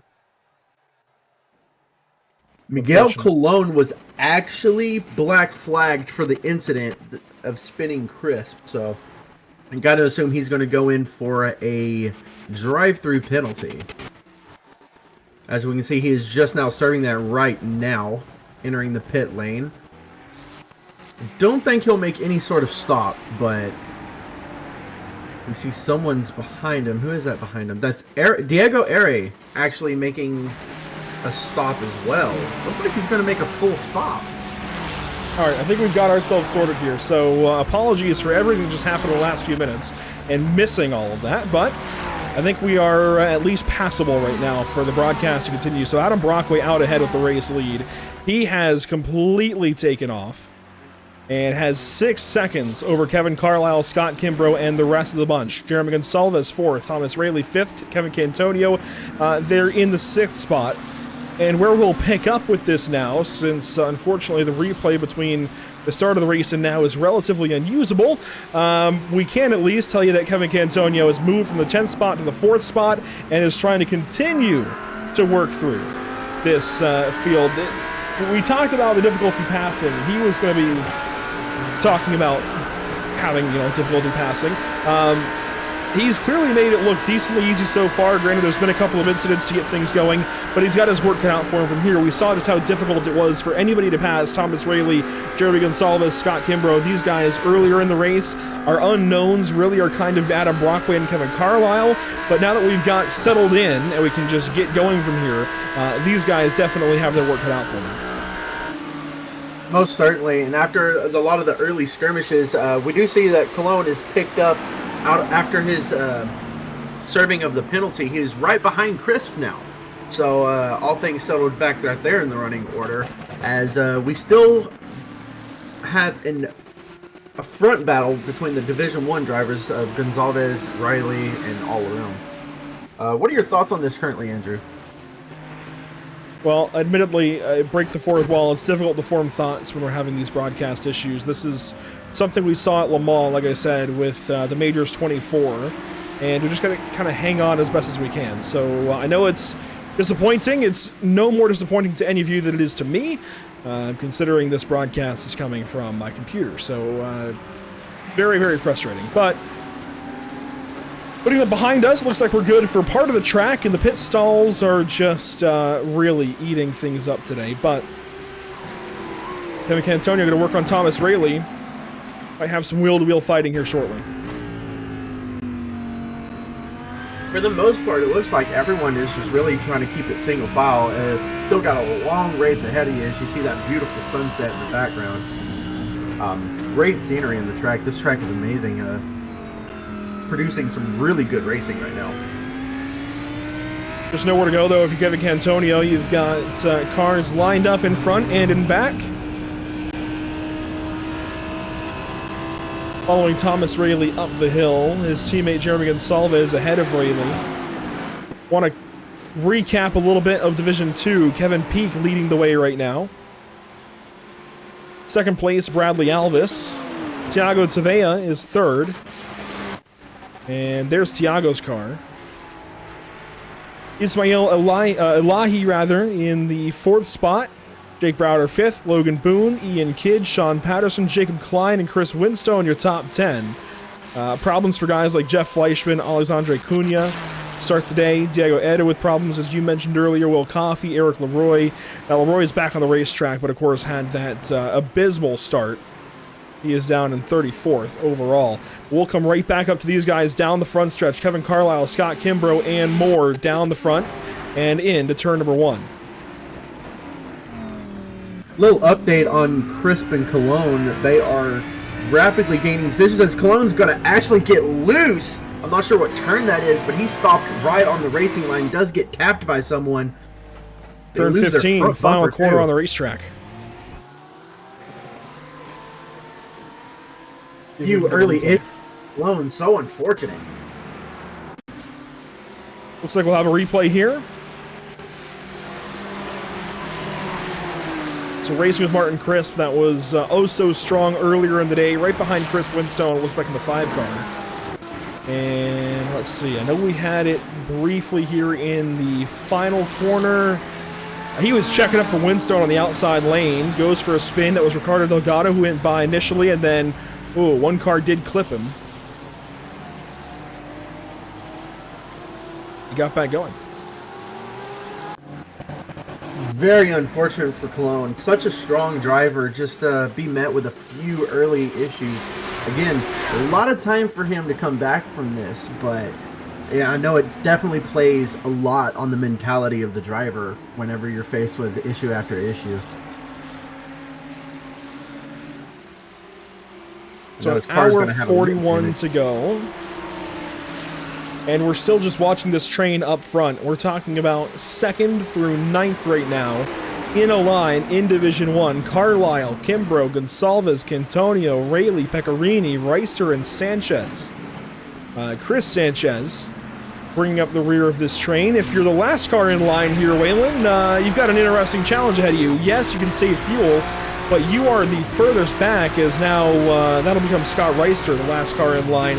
He might just sit back and save fuel and try and hop all of them in the pit stop. That's definitely a good strategy call, if you ask me, because, you know, everyone's going to be punching it, pushing for everything they can towards the end of this race. So really, an advantage that you can try to have yourself gain early is that fuel saving. Also with saving your tires, because if you're really trying to extend your stint, you want to save both of those so that way you're not having to come in too soon and you just want to hit that marker just right.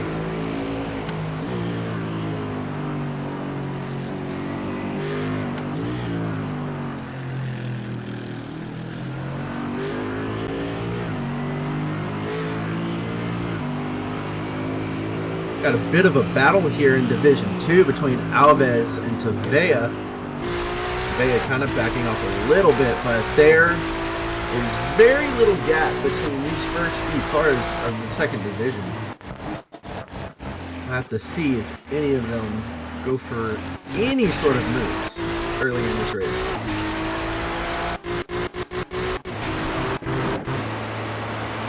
I know we were just talking about strategy. Andrew, you got any sort of insight of what you feel could be the more ideal strategy early in this race? Well, we don't know yet. It's going to take time for us to learn exactly what these guys are going for. I did see some pit stops recently from Miguel Colon and others, the Randolph Smith in the pit lane. Unsure yet if that's planned or not, as Kevin Cantonio gets by one car. It's Thomas Rayleigh now looks to the inside of Kimbrough in turn 15, makes some contact, and they both slide. Got to be careful of that. These two Lamborghinis trying to take each other out. That was not going to be a passing opportunity ever, and now a big block from Cantonio. And this is getting aggressive between these guys. They worked out of turn 1. And Cantonio will hang on to the spot on the inside and even look at Kimbrough from that right side into turn 1 and now around turn 2 at the AMG Arena. We don't know exactly yet when these guys are going to make their first pit stop. 60% fuel load tells me they can go until about an hour and 20 to go, thereabouts. Kind of like we saw, I think, 35 minutes or so from the start of the race in the sprint race. From then on, well, actually, it's 50% to start, so we might even see them pit a little bit sooner. But then these fuel runs will lengthen a little bit. Saving fuel might get them to about 40 minutes per stint. I think we'll see these guys come in at some point in about 10, 12 minutes. Certainly interesting, to say the least. As we ride around with Cantonio, all these drivers right in here, they're pushing. They're trying to find whatever position they can right now before that first pit cycle. Go on board with Chris Sanchez. Kevin Cantonio still trying to work up on Scott Kimbrough. Sanchez, you see, taking a shot there at Eduardo Pecorini. Two of the same looking Audis, nose to tail. Pecorini 7th, Rayleigh 6th. But here we go. Cantonio looking again on Kimbrough. Where is he going to go here as they work up to Jeremy Gonsalves? Just nowhere for anyone in this little group to go. Cantonio with better exit. He faked us. He's back in really line. Working on that injury. Trying to have the better exit. But just falls a little short there. It looks like he's going to try to dive on the inside right here. It's going to be side by side. It's going to be very close on the exit. Looks like he has the better line off, but they're still side by side. Cantonio on the outside, Kimbrough on the inside. Right back here to turn 3, then turn 4. It's going to switch back to where the Solpec car has the advantage. Cantonio able to get out of the corner, drifting out. And these two Lamborghinis stay in lockstep formation, side by side. They'll work down to turn number 5. Kimbrough the advantage. Cantonio gets back in line. Really right behind them. He's watching this battle with the closest seat possible. Thiago Tavea is still working on Bradley Alvis. That's for 2nd in Division 2. Jake Browder works on Ismail Alahi, but we've got to stay with this fight up at the front of the field. And Cantonio, a decent run there out of the corner, but Kimbrough, the other Scott, I think just a little bit better. Shortly behind them, Sanchez and Pecorini are also in their own little battle as well. Little less than what we would say for the battle ahead of them, but shortly no less the action.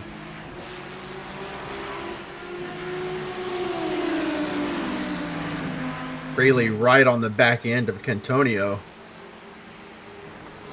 Looks for the inside a little bit, but not able to get a run there. Cantonio gets a little shaky once again. I believe that was the same spot as last time, too. While these guys continue to work, well, we're going to see if Cantonio has a run here for turn 1, and then we're going to check back a little deeper in the field. Cantonio on board here. I'm surprised he's making all these passes. He can sit back and save fuel, but Cantonio goes for it and is going to take spot number 4, moving on by Scott Kimbrough. Now Kimbrough can save fuel. ahead of Rayleigh and Pecorini. Further back, Bradley Alvis right here with Thiago Tavella to turn 1. This is 2nd and 3rd in Division 2. Further back, Jake Browder, Ismail Alahi. These guys are 4th and 5th. We got good battles happening all across this field right now. On board with Thomas Rayleigh, he's going to look up now at Scott Kimbrough and see if he can get by the number 17. So Kimbrough's sinking, and he was about a 9th place car there in the sprint race. Rayleigh, of course, is a top 5 car. So we might see these two flop positions, and then Carlisle is up the road from SimCity Racing. He's been okay so far. In 2nd place, 10 seconds back to Adam Brockway, who might have this Enduro on lock if things continue on this pace. Of course, still a lot of time to go, an hour and 34 minutes. Who knows what's going to happen? So much can happen right now. Like you said, Brockway comfortably in this lead right now. That's a 10.5 second gap, and I feel like it's only getting bigger. He doesn't have anyone he's having to race right now. He's just locked in, hitting his marks, and he's just setting fast laps after fast lap. Ian Kidd is working on Logan Boone. This is for 6th in Division 2. Oh, Ian rather, up on the curbing there. That got a little bit hairy. Jake Browder then on Ismail Alahi. They stay split up. So there's just these kind of duet battles through Division 2 right now. In NASCAR, we'd call that a 2-car tango. See a bunch of those. Yeah, but still a good 3-way battle for Division 2 right here between Kidd, Boone, and I believe that is Crisp now into the fray as well. As you see, Crisp. Oh yeah, you're right. Martin Crisp side by side. Martin Crisp flying through the D2 field, working on Ian Kidd and Logan Boone. This is on board of Martin Crisp from SimCity Racing, and that's going to prompt a side-by-side now out of Kidd and Boone. Kidd on the outside, Boone inside, and Ian Kidd's going to have the advantage there, back on power early.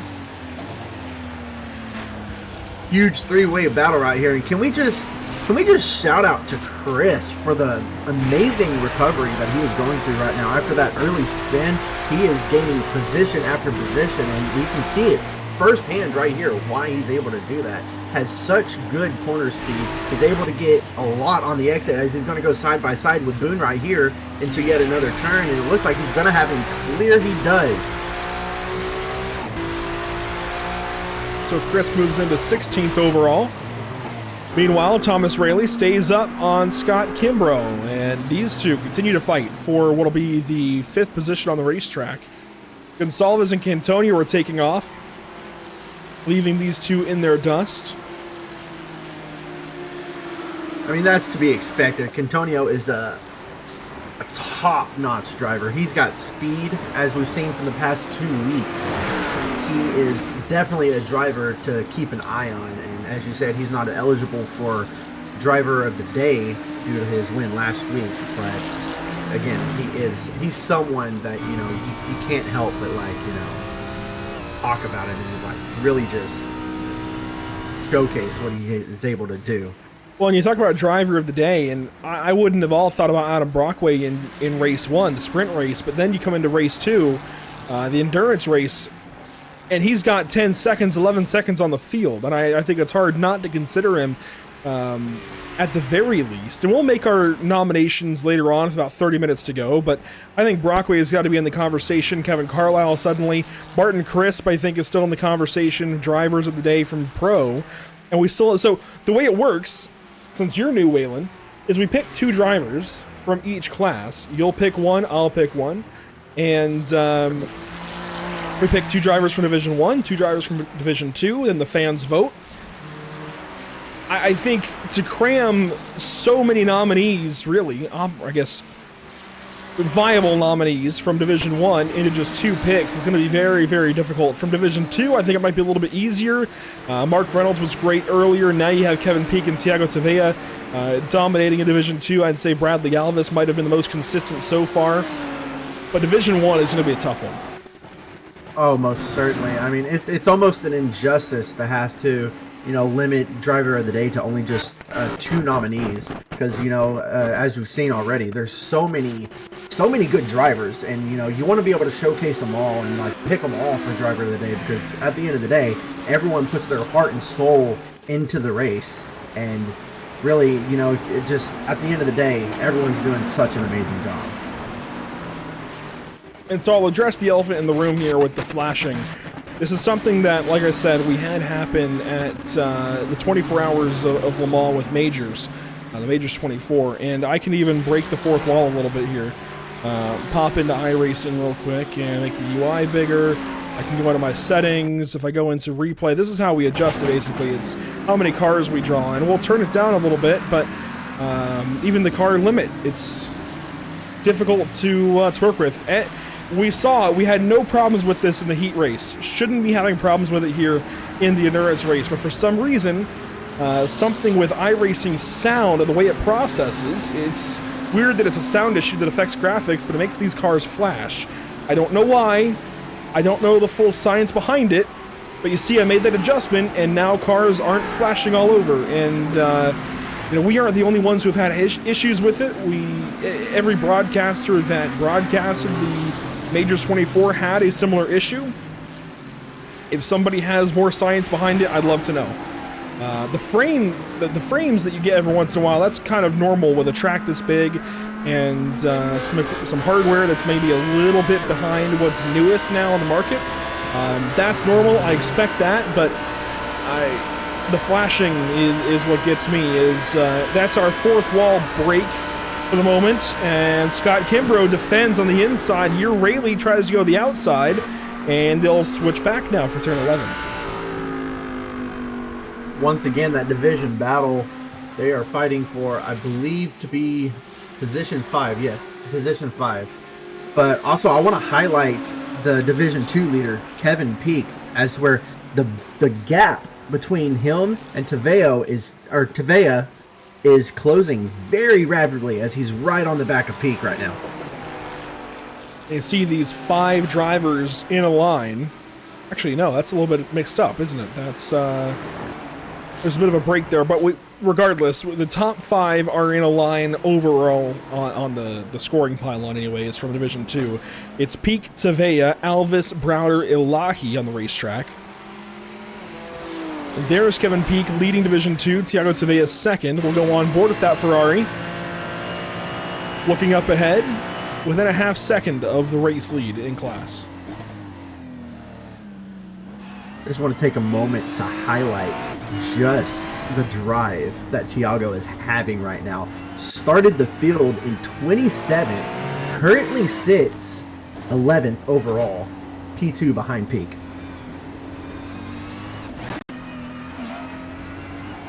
You see it on the graphic, 27th to 11th. It's impressive stuff.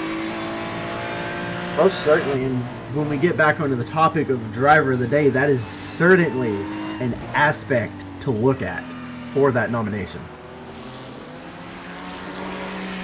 We all know it is one to thing. consider down in Division 2. I think Alvis certainly is another driver to consider, even as Kevin Peak leads this race right now in that class. You see Will Coffey, it looks like, just behind these guys in the 57 car. That it is. Then Bradley Alvis, who is third. And Eric Leroy, who is a lap down. In fact, he is 34th on the racetrack, unfortunately, and chasing Will Coffey in the 57 car. Kevin Cantonio, though, working on his teammate Jeremy Gonsalves, and they are into lap traffic. And, we're coming up on 30 minutes complete in this race, talking about strategy. Well, these guys are going to be pitting soon as they work up on Timothy Patterson. Excuse me. I think we definitely have pit stops to expect within the next 5 minutes for these guys. Not this lap. I would say maybe next lap or the lap after, we'll see these guys flock to the pit lane. Most certainly, and you see Gonsalves is going to go on the outside. Looks like he's going to let Cantonio by. Maybe he realizes maybe Cantonio has a little bit more speed than him right now. Or teammates. Okay, I was not sure. But okay, yeah. So, there you have it. Cantonio makes the pass for P3. And what a drive, again, he is having, starting from P10 after the invert. And you got to say he's got one goal in mind right now, and that's to get to the lead. Well, he's got 14 seconds to make up to do it, 2 seconds up to Kevin Carlisle, and another 12 to Adam Brockway. If you compare lap times, last lap for Cantonio, a 156.2. Brockway last lap, a 155.9. So 3/10 difference between those two, the last lap on the racetrack. Definitely, I would say Cantonio's got a little more work to do, a little more to try and gain here, but is on a nice pace regardless. Let's see, that's the difference between having clean air versus dirty air. As where Brockway, he's able to just, hit the markers that he knows how to run, because he doesn't have anyone he has to race right now.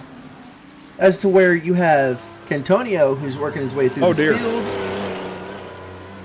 We've got someone's going to hit. That's Fleischmann in a very damaged MSR Porsche. See if he got that damage recently or not. Looks like he might have had that damage for a while.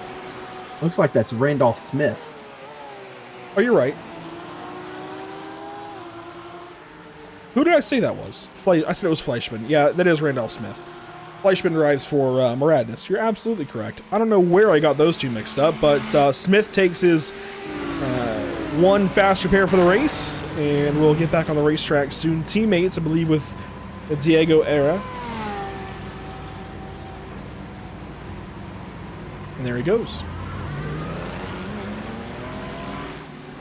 Heek has just pitted as well. The leader of Division 2, Tavella, is going to take the lead, and he's also followed by a few more cars behind that looks like Browder.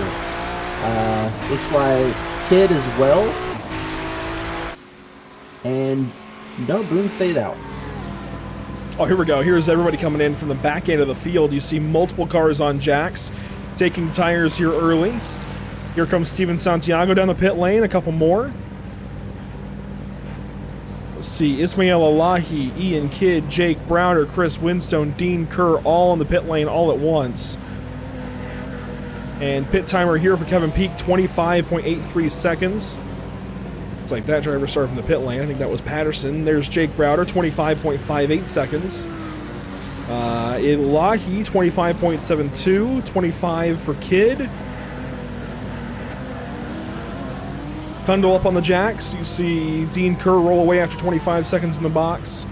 Chris Winstone, 25. And Scott Angelo comes in with very similar damage. His Porsche missing a nose. Amidst all of the pit cycle right now, I want to highlight that Cantonio is closing the gap on Carlisle right now. I believe they are within a second of each other now. They are. And here we go. Cantonio going to come into the pit lane. That's going to be along with Carlisle, it looks like. Both these drivers going to pit.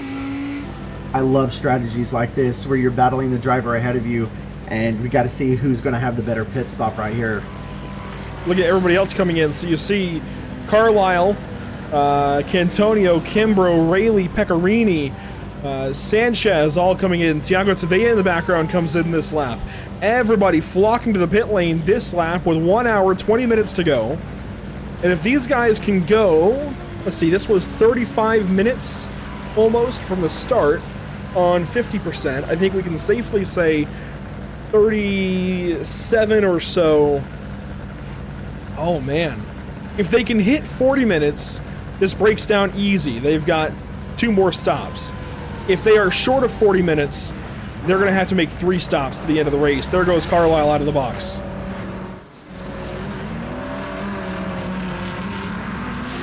It's hard to say who had the better pit stop. Both came out relatively at the same time to the box, but it looks like Carlisle is going to have a slight more advantage. That gap is ever so bigger than when they were coming into the pit. There goes Tavella out the pit lane. Here's Ricardo Delgado up on the jacks.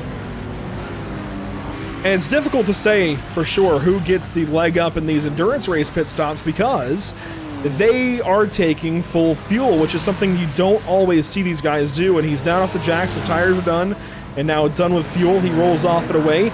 Dominic Turcotte alongside. Those 2 cars gonna fight for every inch on pit exit. Oh, I'm surprised they made that work. Delgado going to have the inside advantage for that turn, though. God, close pit stops like that. You love it, as we see Brockway is into the pits now.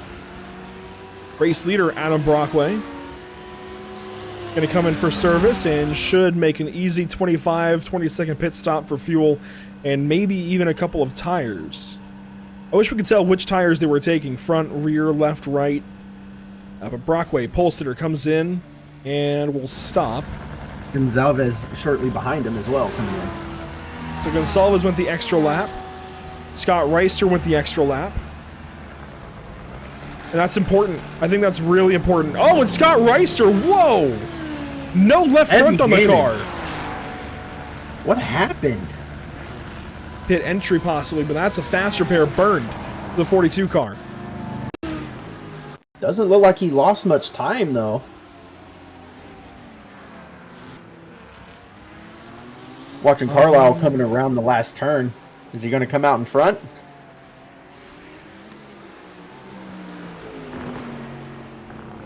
So No, here's Brockway's Reister. out. This might have been a graphical issue for us. He's got all this damage after blinking back into the world. And there's no way he should be able to turn right now, right? So this might have been just a sheer graphical issue. Well, I'm no expert, but I don't think iRacing's implemented any hover cars yet. No. So no fast repair burned then for the 42 car, I suppose, yeah. That was all just a graphical issue, I think. That was really concerning there for a second. Very. Brockway still with the lead, though, after a very quick pit stop. Gonzalez, I believe, is Fourth. Cantonio's third. Yeah. And Cantonio is only about a half-second back of Kevin Carlisle. So Solpeck is looking to take this race right back over.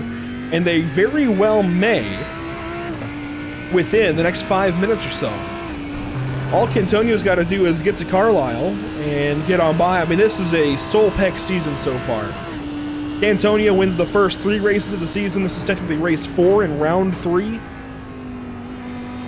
most certainly a lot of exciting scenarios to look forward to. We got to say that Carlisle and Cantonio with a better strategy call over Gonzalez, who stayed out longer than the two others. I think you want to go long every time you can, though. Of course. We'll have to see how this plays out in the end, because Gonzalez is going to have, well, we could argue fresher tires, but over the course of the longer run, we'll have to see exactly who pushes and who doesn't.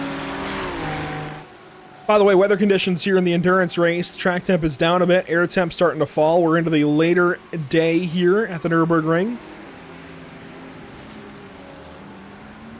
Those temps should continue to come down.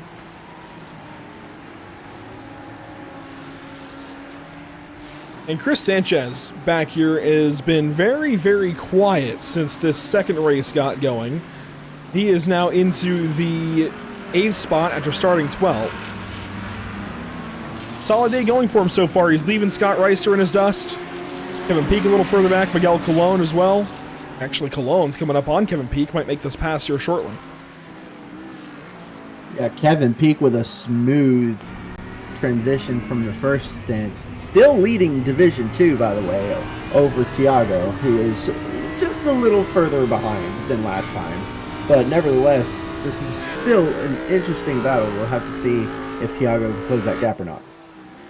I think he will. Kevin Peak just let Miguel Colon go by, and that closes things up by about a half second in that little moment alone.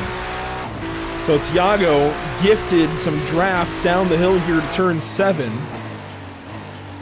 and back up the hill out of turn 7, out of the hairpin towards the Schumacher S.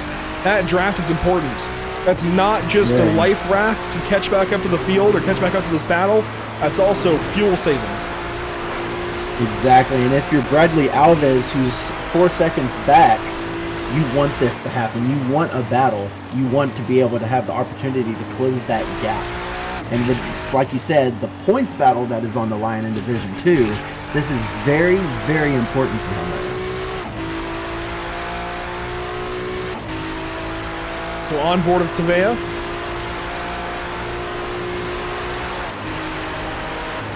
As these guys settle into their second fuel run of this endurance race, we're going to go Pit Stop TV Sounds of the Sim and take a step back from the commentary for a moment.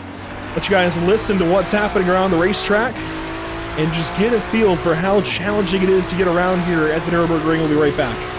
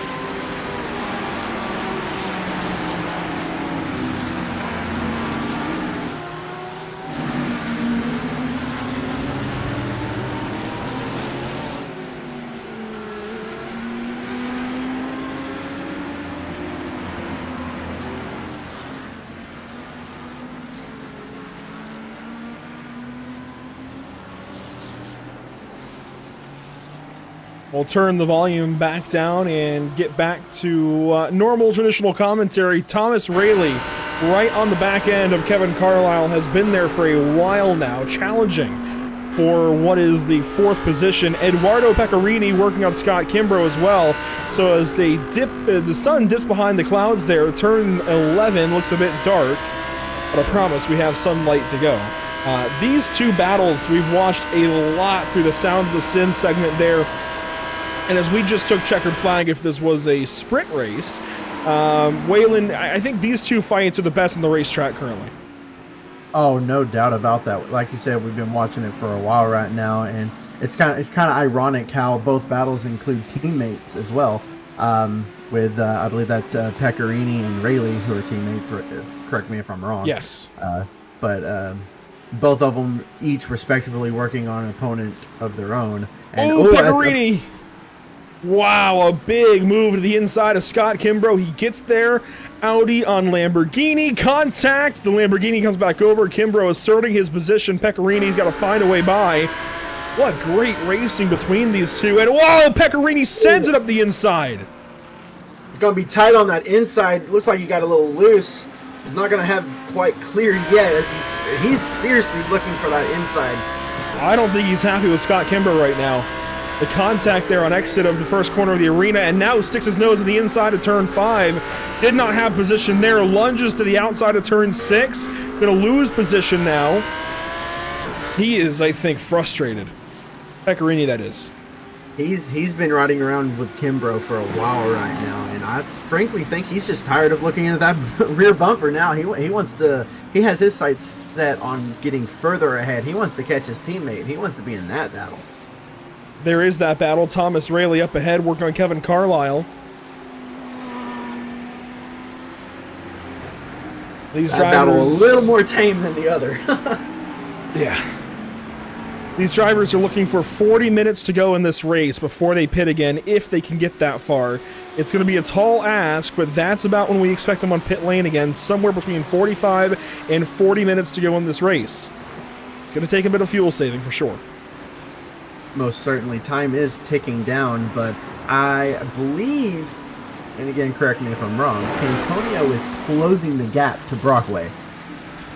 I think it's the contrary. I think that gap is opening up. It was recently down inside of 13 seconds. Now it's back over 13 and a half seconds. So I think Brockway... I saw it on 15 seconds a bit ago. Then Cantonio might have made a mistake and lost a bunch of time, and he might be closing back in. I mean, last lap, Antonio had him by, admittedly, about 2/10. Certainly interesting, to say the least. Like, you got someone like Cantonio who has the wins under his belt, and someone like Brockway who doesn't have a win just yet, I believe. Not this season, no. Not this season. All right. So, interesting. We have someone fighting to keep their win streak versus someone who has been very dominant in this race so far. Still got just shy of over an hour left. A lot of things can happen.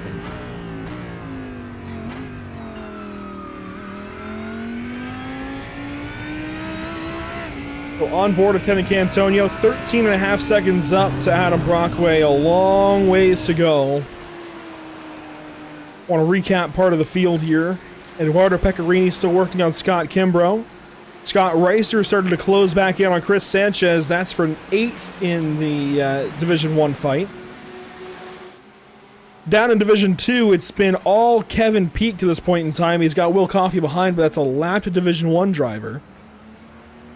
Second place in Division 2, Tiago Tavella is 1.3 seconds, call it 3 seconds back of Kevin Peak. Then you have Jake Browder, another 3.5 seconds back. Your first fight right now in Division 2 is Bradley Alvis and Jake Browder. Browder's gone on by, and finally Kimbrough loses the spot to Pecorini. If I had to guess, I would say as we take over to less than an hour to go in this race, Pecorini probably set him up out of turn 11 and had the run. Here's the replay. And Pecorini dives here into the chicane, and Kimbrough just lets him have it. Kimbrough didn't want anything that Pecorini was going to give him right there. Didn't want the smoke. he made a statement. He's like, you've been going at me for a while now. I'm going to give it to you. I don't want to risk anything right now. We are halfway through this endurance race. Now is not the time to be making risky plays that Pecorini was trying to do.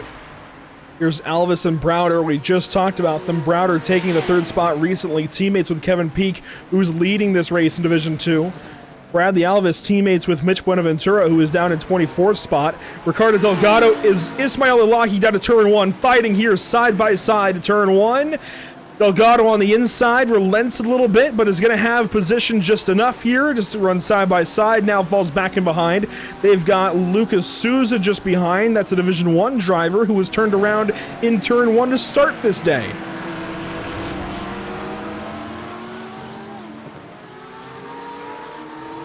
And so Elahi gets away with the fight.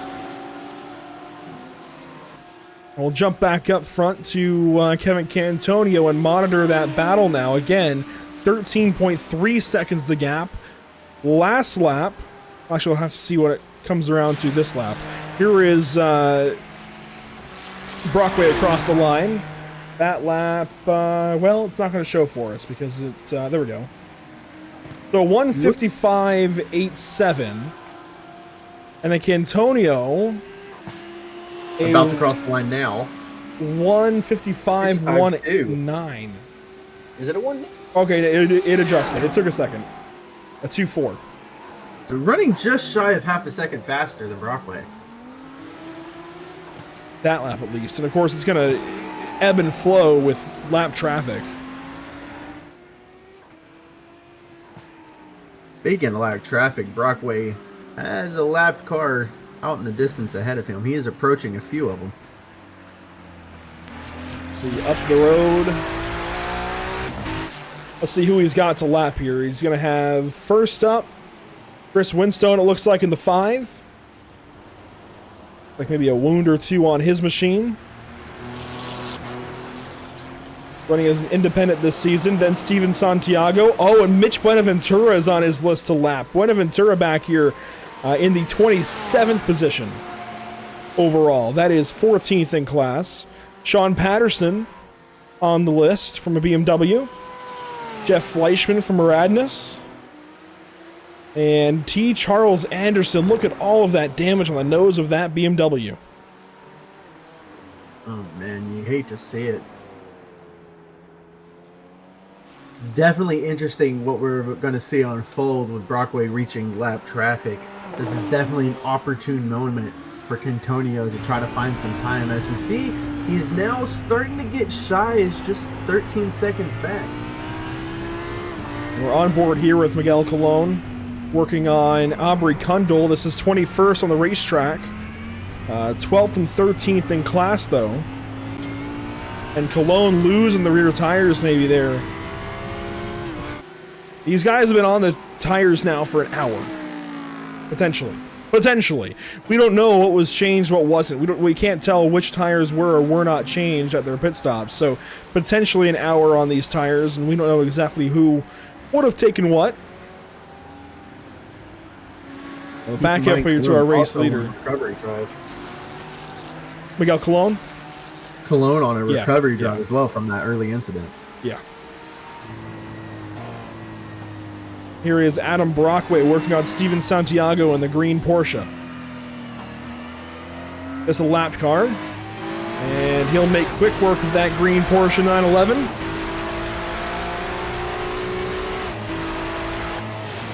Well, he should anyways, and yes, finally clears.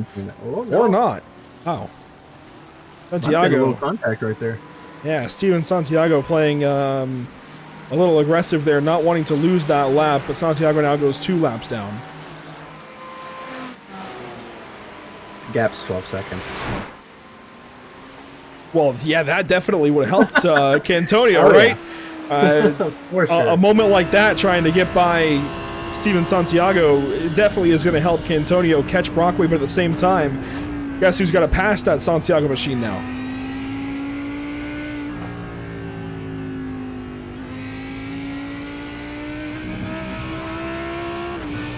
I was hoping for a guess there. I'm drawing a blank. Cantonio. Yeah, there you go. Yeah, Cantonio's got to go up there. And every lapped car that Brockway has to pass, Cantonio's got to pass too. So every time that Brockway hits a bump in the road, that same bump in the road is going to be there for Cantonio. It's going to be an obstacle that Cantonio has to face at some point in time. So while, yes, that held up Brockway, Cantonio's got to face the same challenge here soon. And I think it'd be fair to say we can expect Cantonio to be held up at least a little bit in some of that time to go back away.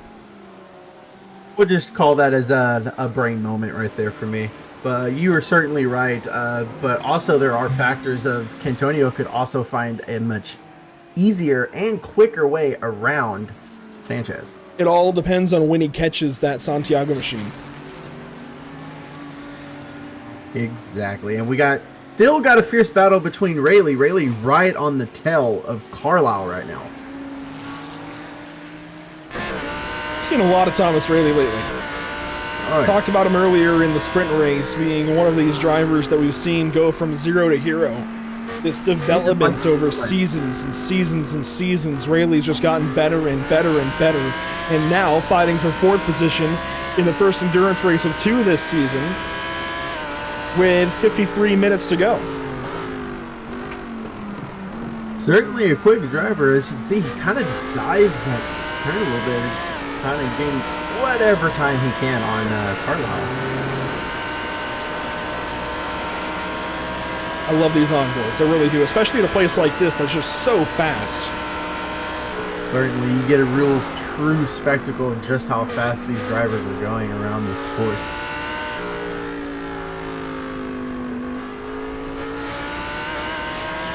Now we are getting close to driver of the day conversations, and while admittedly we have the power to make the choices that we make for nominations, those of you watching on YouTube, we want to hear your recommendations.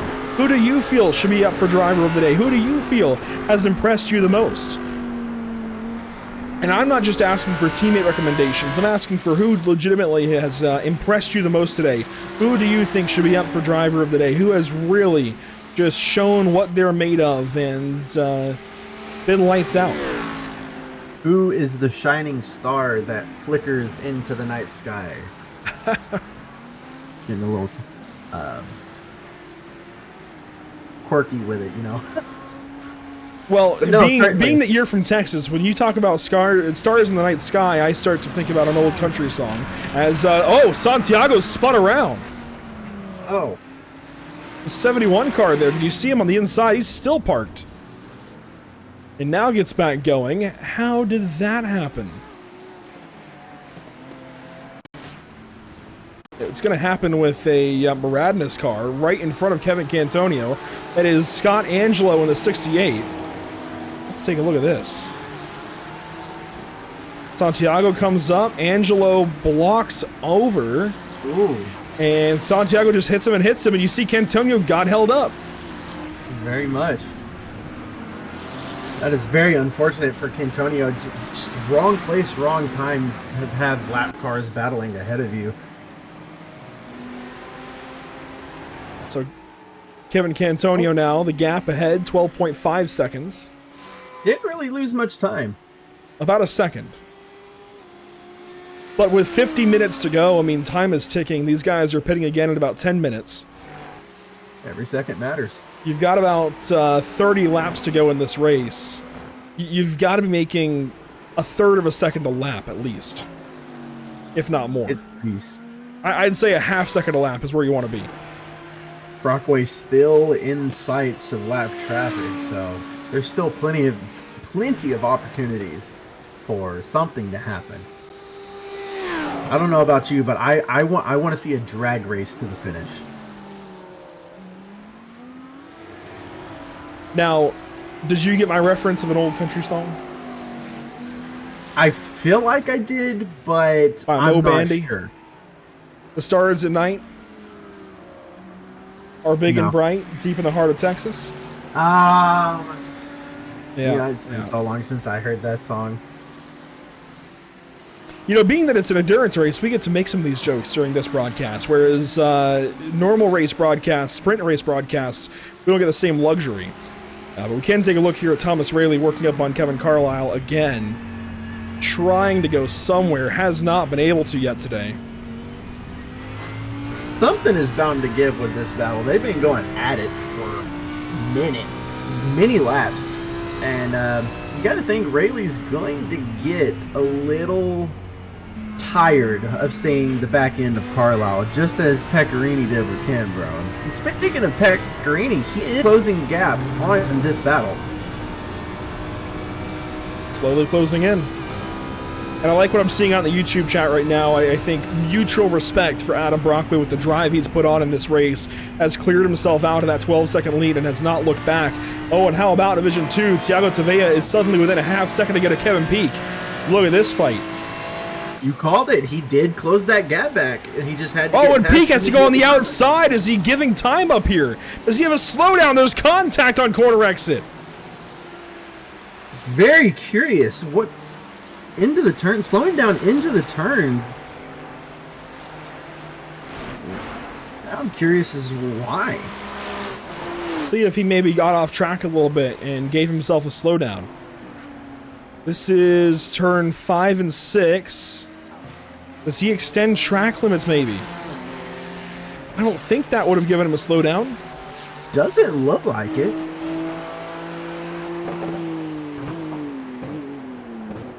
And then you have a Did he huge just slow- miss the corner? I think he missed the corner. Wow. Very interesting. That's But he's- really surprising. You don't see that often. Not often at all, but he's staying close behind Tavea still, so there's still plenty of opportunity for him to get that position back. And look at the This contact they is- made on exit. Wow. Oh wow. This is for the lead of Division 2 as well, so this battle ain't over. Jake Browder some 2 seconds back. It's really just these two right now at the front of Division 2. I want to say Scott Reister has really closed in on Chris Sanchez. Look at this. Down inside Oh, of yeah. 4/10 down into turn 7.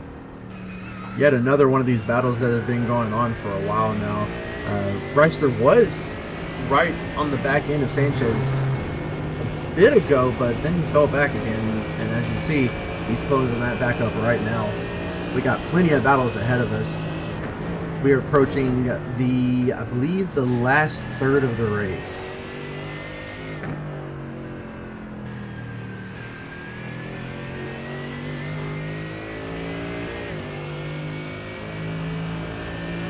So 45 minutes to go nearly. And that's where the pit window, I think, opens up. That's where we can start to expect drivers to have to pit. Now, you don't want to have to pit that early, otherwise you're going to have to try and save fuel if you want to go to the end. But the pit lane is about to get real busy in the next 10 minutes. I would argue we'd probably see the first cars start to come in about 10 minutes. Sooner than that. Sooner than that for sure. These guys pitted about 40 minutes ago. And if they went about 35 on the first tank at 50%, we figure about 40 minutes or so on 60. I think we're going to see these guys pit really anytime between now and 40 minutes to go in this race. And you want to try and get to that 40 minutes to go mark. In fact, it was Scott Reister and Adam Brockway and Jeremy Gonsalves who pitted that second lap of pit stops, if you recall. Excuse me.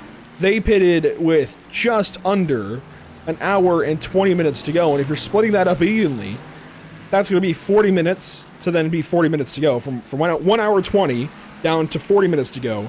From 40 minutes to go down to the end of the race. So these guys, I really don't think they can extend much beyond 40 minutes to go in the race.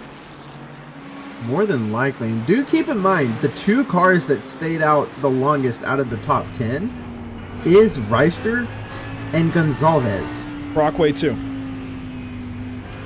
Correct. Brockway pitted that lap later.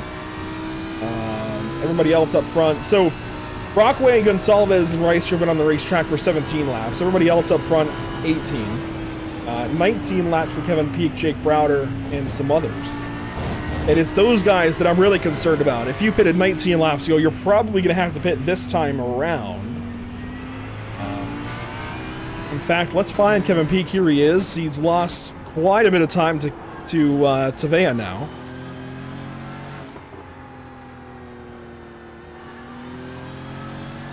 And we'll see if he has to pit this time, or if he can keep going another lap or two.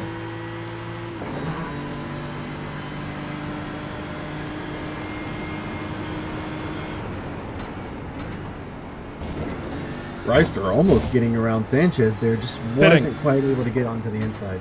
Pitting here, 43 minutes to go. That might be too much for Kevin Peak. He's going to have to make sure this car is full of fuel, everything it can take, and then really save. He's going to have to save 2, maybe 3 laps of fuel.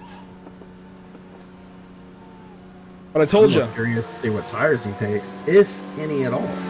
I told you, it'd be about 45 to 40 minutes to go, and you see in the background, that was Jake Browder also up on the jacks. He's in for service. There is, was that Ian Kidd? That was Ian Kidd. Mm-hmm. There was one other that came in. Scott Angelo. Oh, he's in for a pass-through. Oh, man.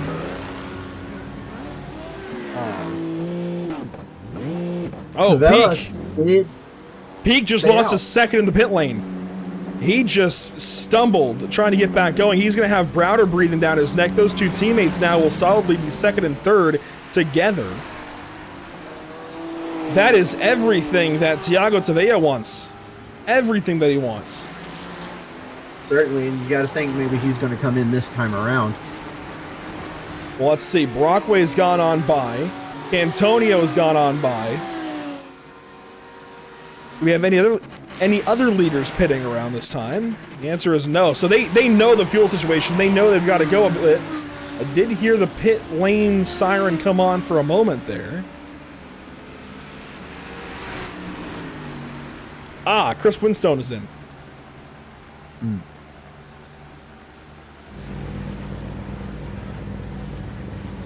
That would explain the siren. A lot of drivers further on back in the field just trying to take their pit stops. Well, so we'll have to wait and see when some of these leaders come in for theirs. Well, we're about to see something come to a precipice here. Kevin Carlisle has got Thomas Rayleigh breathing down his neck, and Eduardo Pecorini is there. Who's in the pits? Thiago Tavea. There you go. We'll recap the Division 2 fight after a few, once they have a chance each to pit.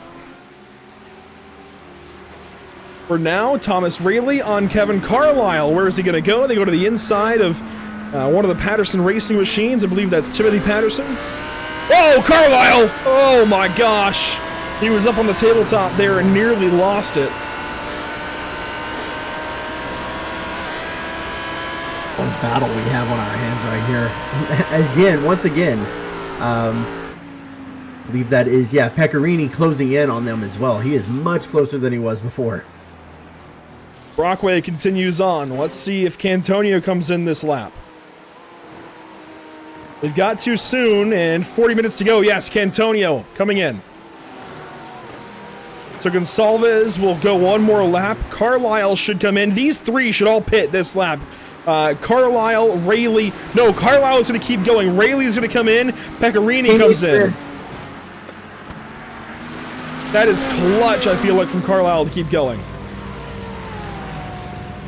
Kimbrough comes in. This race just got way more interesting. Chris Sanchez comes in. Rayleigh's not even on the pit limiter. It's impressive. Sanchez is in.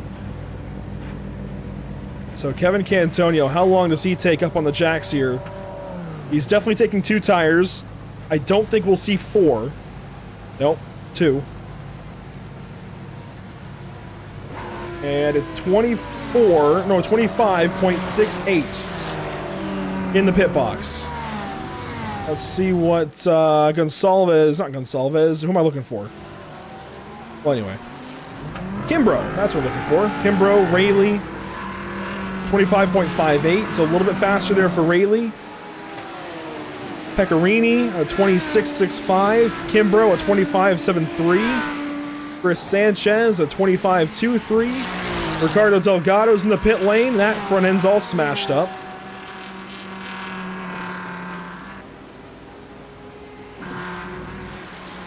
And we'll see if Brockway comes in this time. I think he will. I would most certainly say he comes in. Oh, this time. wow. No, he's going to go out again. So he's going to extend the run by 1 lap, just like he did last time around. That's very key. You definitely This is want to gonna be extend. very interesting, yes.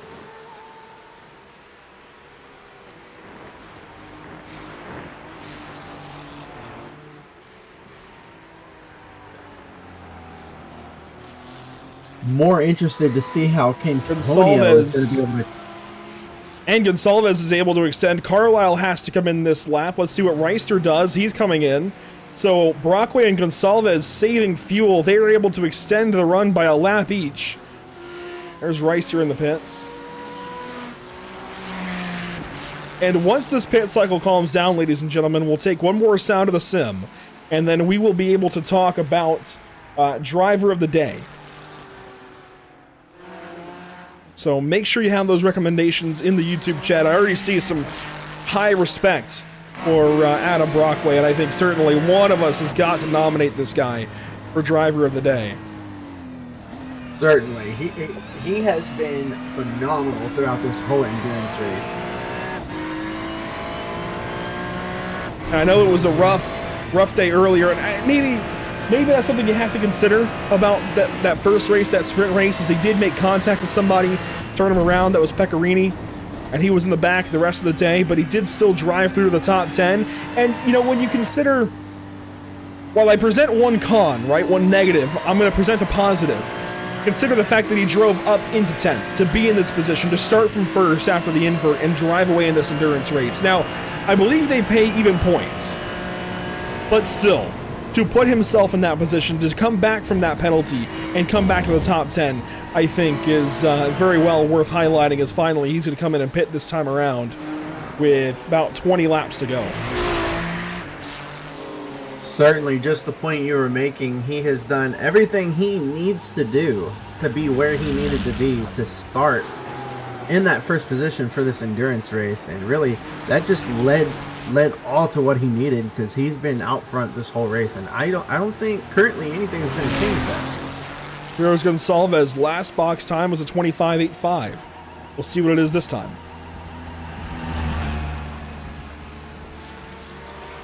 All while Brockway is into the box, up on the jacks.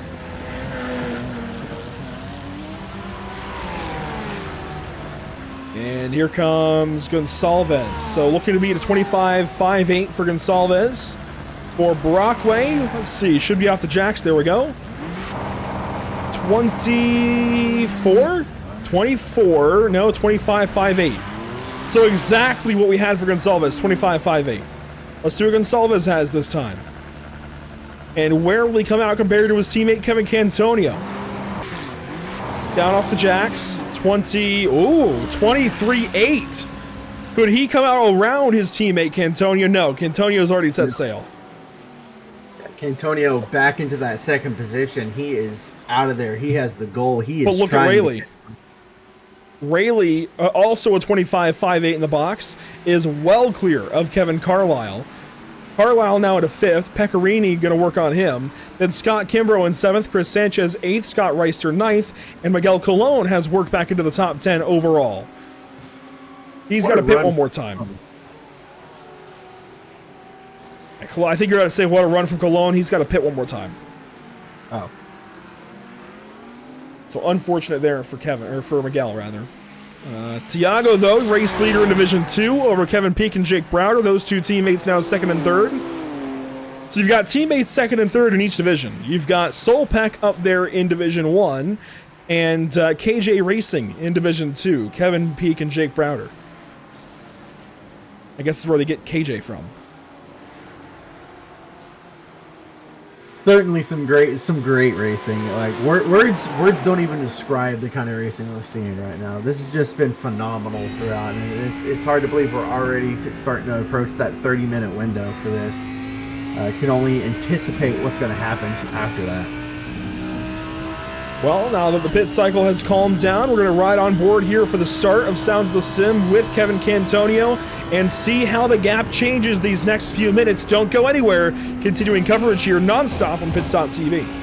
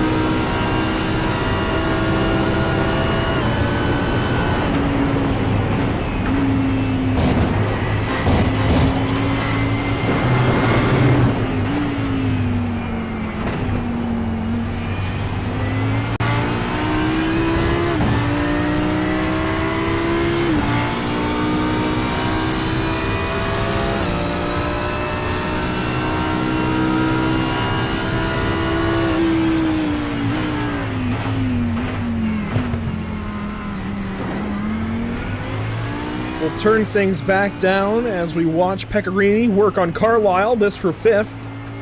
Up front, Kevin Cantonio, while yes, he's closed in within 11 seconds of our race leader, Adam Brockway, it's just not going to be enough, I don't think. Last lap, Brockway was actually faster.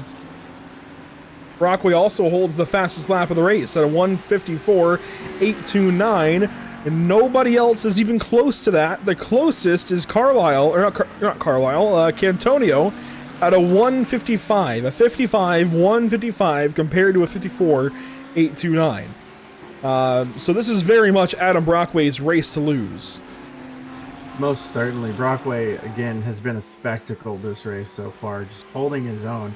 Hasn't really had anyone to worry about besides the lap traffic, but, I mean, again, the mental game when leading a race for this long, you know, it's really just a battle with yourself. I'm going back through old broadcasts of ours. I want to see back from Road America. I seem to recall Brockway being fantastic in that race as well. And it was Alec Bergstrom who went to victory lane. Do you know who was second? Antonio? Brockway.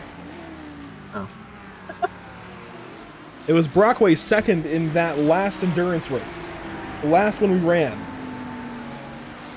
So clearly he's got this particular format worked out. Bergstrom won the race. Bergstrom's not here this season, but Brockway is. It's just interesting how it works out sometimes, and he's got this massive advantage. 10, 11 seconds. Last lap, he was a little bit slower, so what he gained a lap prior, he lost there, but that just shows how even Brockway and Cantonio are. If there's anything I know about endurance racing, consistency is key. Yeah. When you're running a race over an extended period of time, speed doesn't always win you the race. You want to be making sure that you're hitting consistent lap times so that way you're not eating too much from your car, so that way you have what you need for the end. I'll agree there. That's exactly what Brockway's doing. Want to come back to Division 2. Thiago Tavea with a 5.9 second lead over Jake Browder. Browder has gone on by his teammate Kevin Peak. Alves shortly behind that as well. Yeah, Bradley Alves in the 4th spot. Dominic Turcotte behind these guys in Division 1. He started from the pit lane, it looks like. Ian Kidd, though, 5th place in Division 2. He's just behind, it looks like, is that Lucas Souza ahead in the Aerokinetics car? I believe it is. But that Souza machine is a lap down. So Kidd is 16th overall. Then Ismail Elahi down in the 6th position in D2. Then Logan Boone, Dean Kerr, Ricardo Delgado, and T. Charles Anderson, 23rd overall, 10th on the racetrack in Division 2. Mark Reynolds and Jeff Fleischman are close, and they battle here down the front stretch. I'm telling you, if I'm Bradley Alves, I'm not worried about passing anyone right now. You're sitting comfortably. Well, yes, it is the 4th position of Division 2.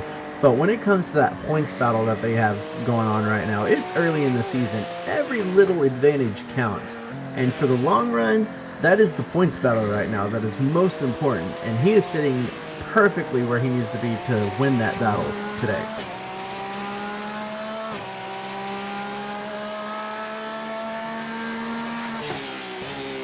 So just riding on board with Reynolds, you see Fleischman starting to work away from him, so we'll go back up to Pecorini. What's interesting here is Carlisle has closed back in on Rayleigh. I'm really surprised by that. 25 minutes to go, and things are looking steady across the field. I think these guys have had a very successful day. I think this experiment has worked really nicely the second time around. It was very much an experiment the first time at the back end of Season 5 when we went to Road America. But this season, coming here for the Nürburgring, I think has been a success. Next up, we'll see these guys on July 25th, so a couple of weeks off. We come back on July 25th at Long Beach. August 1st, we go to Suzuka. And then it's out to Phillip Island for the finale, another endurance race. It's interesting, we hit up a large portion of the world with this season, from Belgium to Brazil, Germany to the United States, then Japan to Australia. Bouncing all across the world with these racetracks that we're going to this season. I think a very diverse schedule. No two tracks are the same. And diversity is exactly what you want in a racing season. You don't want to just, pick tracks that, everyone goes to. You want to make sure that, you're picking, like, tracks that are going to produce good racing. And we see that with this schedule.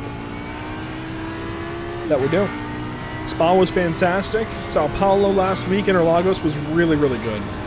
Interlagos hasn't had a bad race for us yet. We go there just about every season. Certainly one of my top 10 tracks, Interlagos is. And then on board here, Miguel Colon works on Dominic Turcotte. This is for 15th on the racetrack, 11th rather in class in Division 1. And Miguel has got the pace. Let's see if he can close this pass. He's up looking the for hill. it. Oh, maybe a move here. No, we'll sit back and have to find another way by Dominic Turcotte in the 29 car. He's going to look for it again right here. It looks like he Whoa. had a better exit. Oh! That was a send and a half. Almost made contact right there, too. That was almost ugly. And Miguel actually flashed the 29 of Turcotte. The league usually frowns upon that, and now Miguel dives the inside of turn 1. Contact, and there they go. Is around. Honestly, I saw that coming. Miguel Colon's going to be not happy. He's not had the luckiest of races this time around. After finishing P3 in the sprint,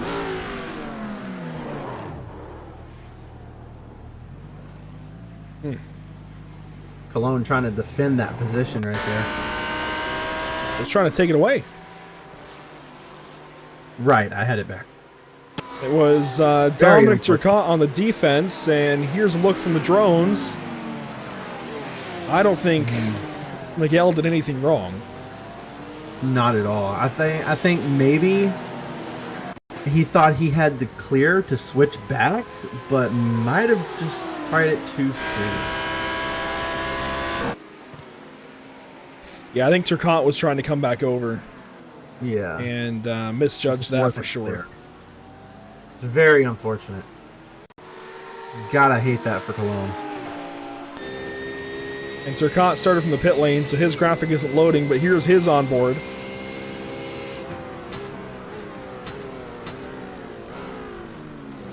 He turned in for a while on his door. I'm not saying that was at all intentional. I think that was just him trying to cross back up underneath the one car. And unfortunately, last season's champion is now some 2-3 seconds back of Dominic Turcotte as this race gets back going for them. Now up front, it has been all Adam Brockway all afternoon, it's felt like, ever since this endurance race started some hour and a half ago.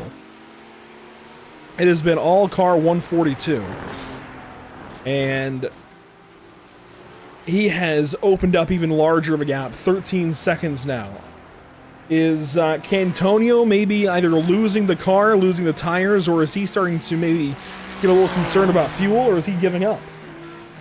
It's hard to say, really. Any of those factors could be playing a part right now, but once again, commending Brockway for his amazing performance. But like you said, that gap is increasing, and it's almost increased the whole second since you last measured it. So, again, hard to say what's really happening to Cantonio.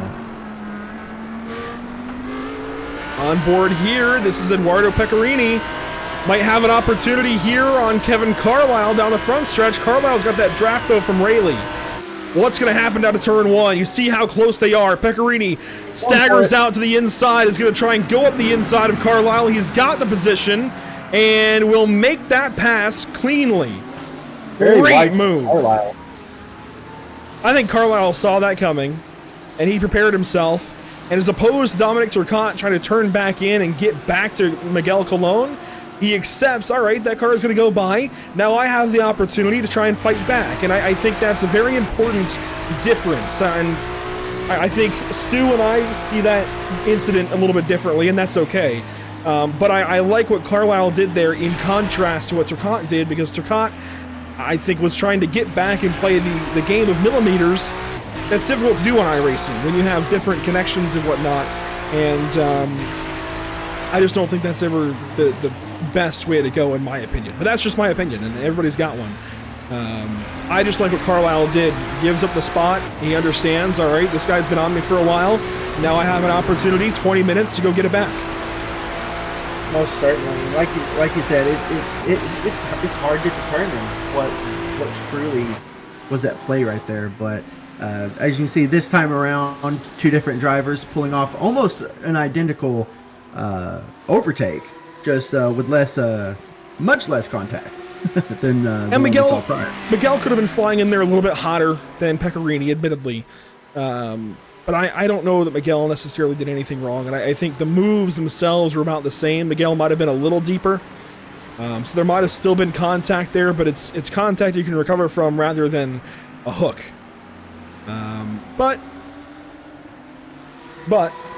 everybody's got an opinion about it, and that's okay. That's the beauty of racing. That's what I love about racing, is when we can talk about and have different opinions about an incident on the racetrack and keep on going. As there's Dean Kerr out of the pit lane, and it looks like some last-minute pit stops from some guys that realize they are not good to the end. They did not budget fuel correctly, and that actually hurt Kevin Carlisle that time around turn 1 as Pecorini works on his teammate Thomas Rayleigh. Of course. And everything has really calmed down up here in Division 1. I mean, this is the only fight, and it's between teammates. Of course, and you got to wonder how that fight's going to go. Are we going to see teammates battling? I mean, I know we see the thought of how to race teammates is widely varied amongst all motorsports. Like you'll see like in Formula 1 where you'll have teammates battling all over the place versus, let's say, NASCAR where you'll have sometimes teammates working together or, battling against each other. So it's really interesting to see how this is going to play out. On board hero Thiago Tavea.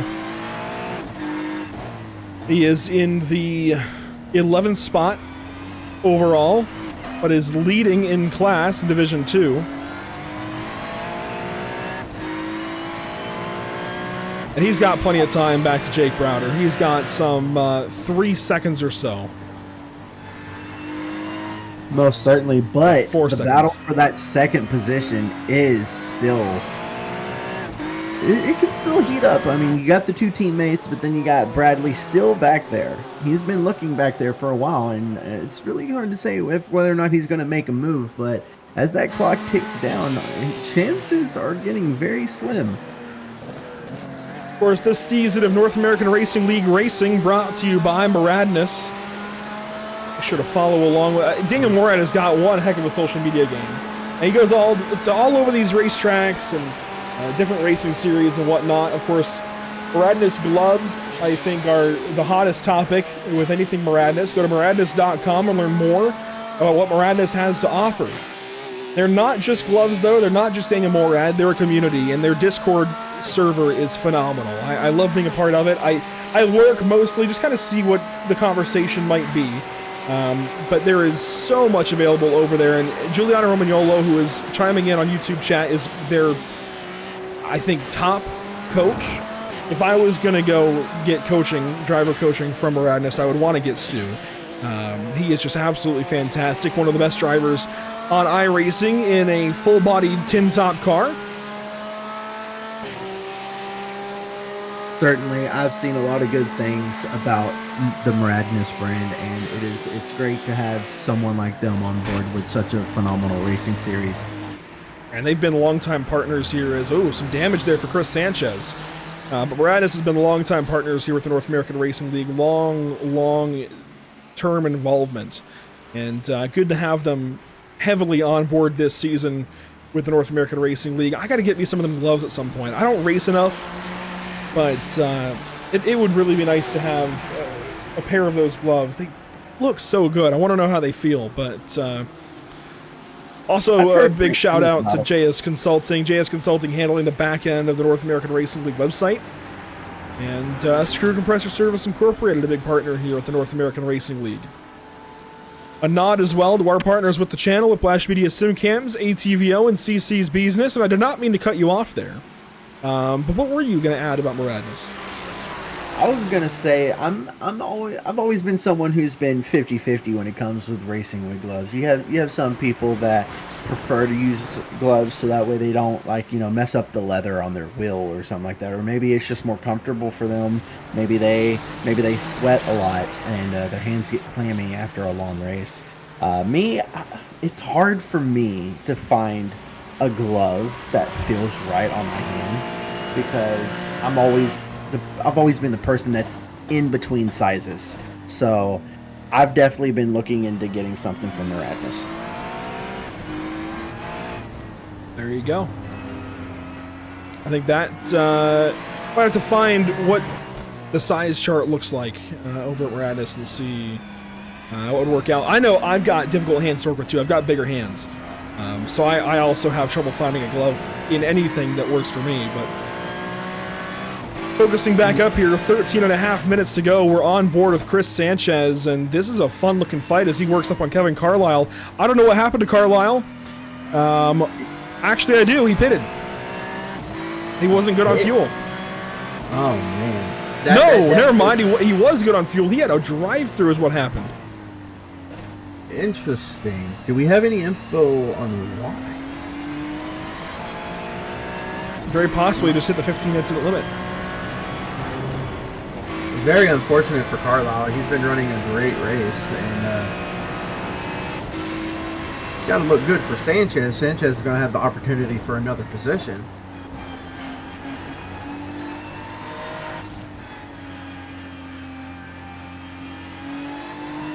Tiago, leader of the second division, is gapping Browder just slightly even more.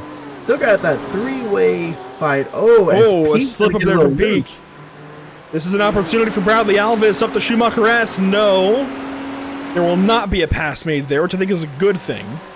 Now, Bradley has to wait, which is unfortunate, but I don't think you would want a pass made into Schumacher S. That tends to go poorly. Certainly, and that's so slowdown for Browder. On the apex, contact nearly. Browder going to hang on. Alvis now through to third rather. So Kevin Peak back up into second. Division 2 is shaking up. Very much so. So many things happening in just a few turns. But Bradley going to finally get a position on one of the teammates as he continues to work towards, that's Peak. That is, yeah. Peak takes over second. Alvis takes over third, then Browder. Ian Kidd fifth in that class. And now with 11 minutes to go, it's a 12-second gap for Brockway over Cantonio. 23 back to Gonzalez.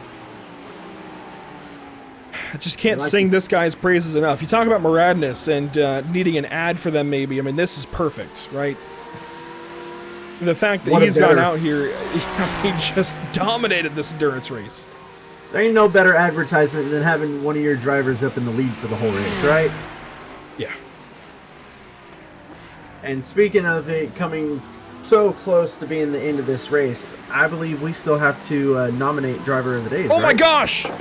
Oh, we came back from. Yeah, you're right. You're right. Okay, let's do that quick. I completely forgot. I got into my head about this endurance aspect and completely forgot. Thank you. No problem. Shall I go ahead and start it off with my nominees? Absolutely.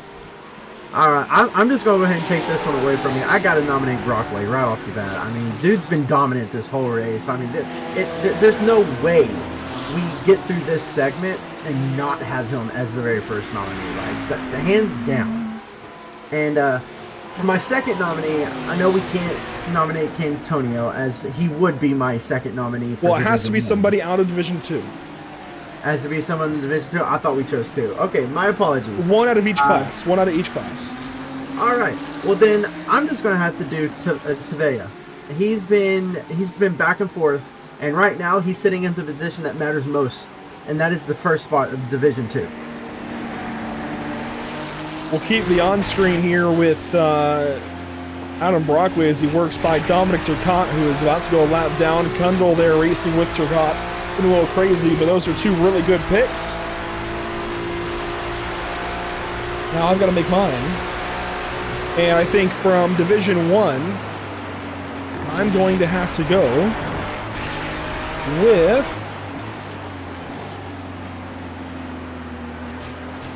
An already hard choice just got a little bit harder for you. It did. Well, we saw some drivers talking about it. I think Martin Crisp is my honorable mention. I'm not picking up Martin Crisp. He was really good in race 1, I know, but he's been pretty quiet here in race number 2. As here we go, the leader working on Aubrey Kundal to put him a lap down. I'm going to take Thomas Rayleigh. I think that's a great choice. Has been so consistent, and for somebody who was recently down in Division 2, has moved his way through the class system here in the North American Racing League, I think he just has to be on the list here today. And in Division 2, it has to be Bradley Alvis for me. I don't see another choice, really. It's got to be Bradley Alvis for my nomination. So we'll get that poll going. It has been one of those days. But Bradley Alvis has been nominated, and the vote is now live over on YouTube. Make sure to chime in and leave your thoughts. And I think Brockway is going to win it, if I had to guess. I mean, at this point, we're within the last 10 minutes. There's no doubt in my mind. The gap between Brockway and Cantonio really has not seen any change since the last stint cycle. So, unless something happens, just despite everything that's gone down, Brockway has this. 15 seconds now and growing. No, never mind. Antonio had de-rendered for us. Oh, okay. Yeah, it's back now. There we go. That was okay. Cool. Very awkward. Well, that's that hot fix we had to put in of counting less cars on the track. I'll see if I can change that. I'll hot fix it again. This is what we had to deal with earlier in the day. But we'll see if we can flip it back the other way. Let's see. Let's draw 30. We'll turn that up a little. 37. I think should carry us to the end. Hopefully, any issues are resolved by the next one. Well, you see the effect of it. Oh my gosh, iRacing, I love you, but this has been not it. Just cannot win for losing. No. Yeah, that's why we don't do that. That's apparently why we leave it at 33. It's not an issue we have with stock cars. It's not an issue we had in the sprint race. I don't know why it's an issue here in the endurance race. Unsure, but here's Thiago Tavea leading in Division 2. Kevin Peake is second. Bradley Alvis is third. And Alvis, who knows, could grab the second spot on board. He very much could. He is staying right on the tail of Peake. And if Peake makes any other mistakes like he did before, Alves is going to capitalize on that.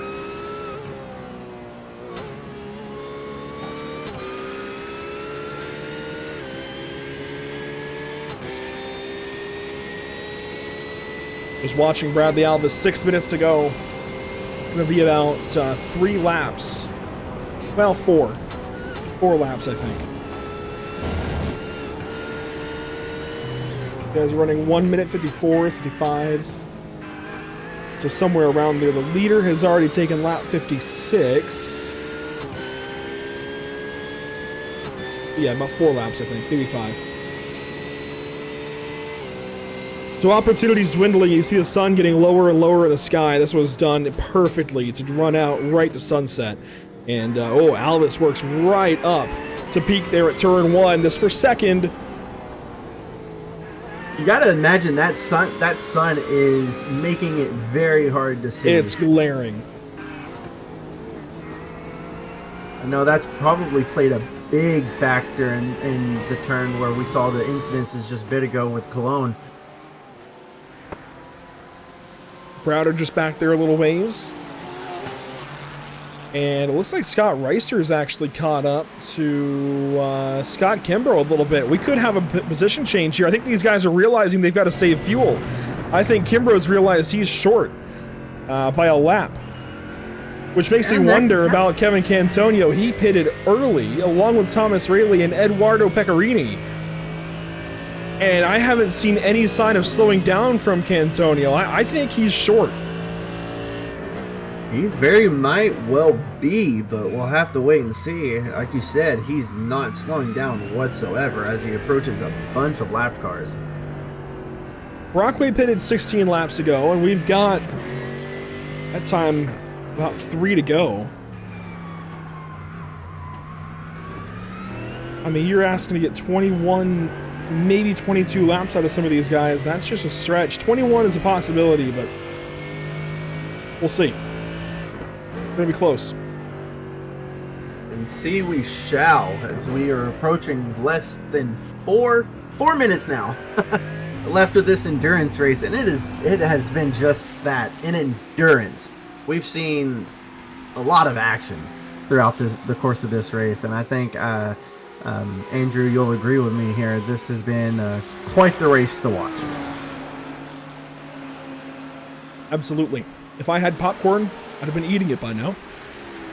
Mine would have been gone in the first 10 Oh minutes. no, Jake Browder Oh, had to pit for fuel.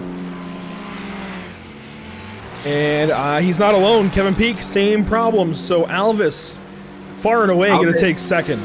Good spot. And this is great for Bradley. Like I said earlier. How about Ian Kidd? Ian Kidd just went straight through to third. So Ian Kidd's going to take over from Kevin Peak and move into the third spot.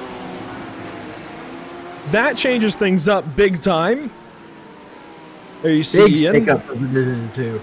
Yeah, that was big. And they'll work by Steven Santiago there on the inside. Miguel Colon just ahead here of Ian Kidd.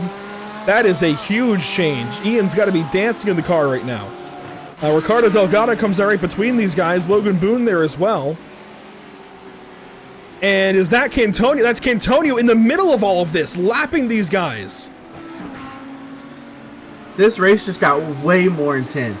And correct me if I'm wrong, once again, I think Alves is closing in on Tavea. It's 4 seconds. It's a big gap to make up this late. It certainly is. But again, anything can happen. Santiago there just being a pain again for Cantonio, unfortunately. Look at that, though. Did you see Delgado poke out? Delgado Most working certain. on Logan Boone. This could be fun. Up the hill to turn 10 we go.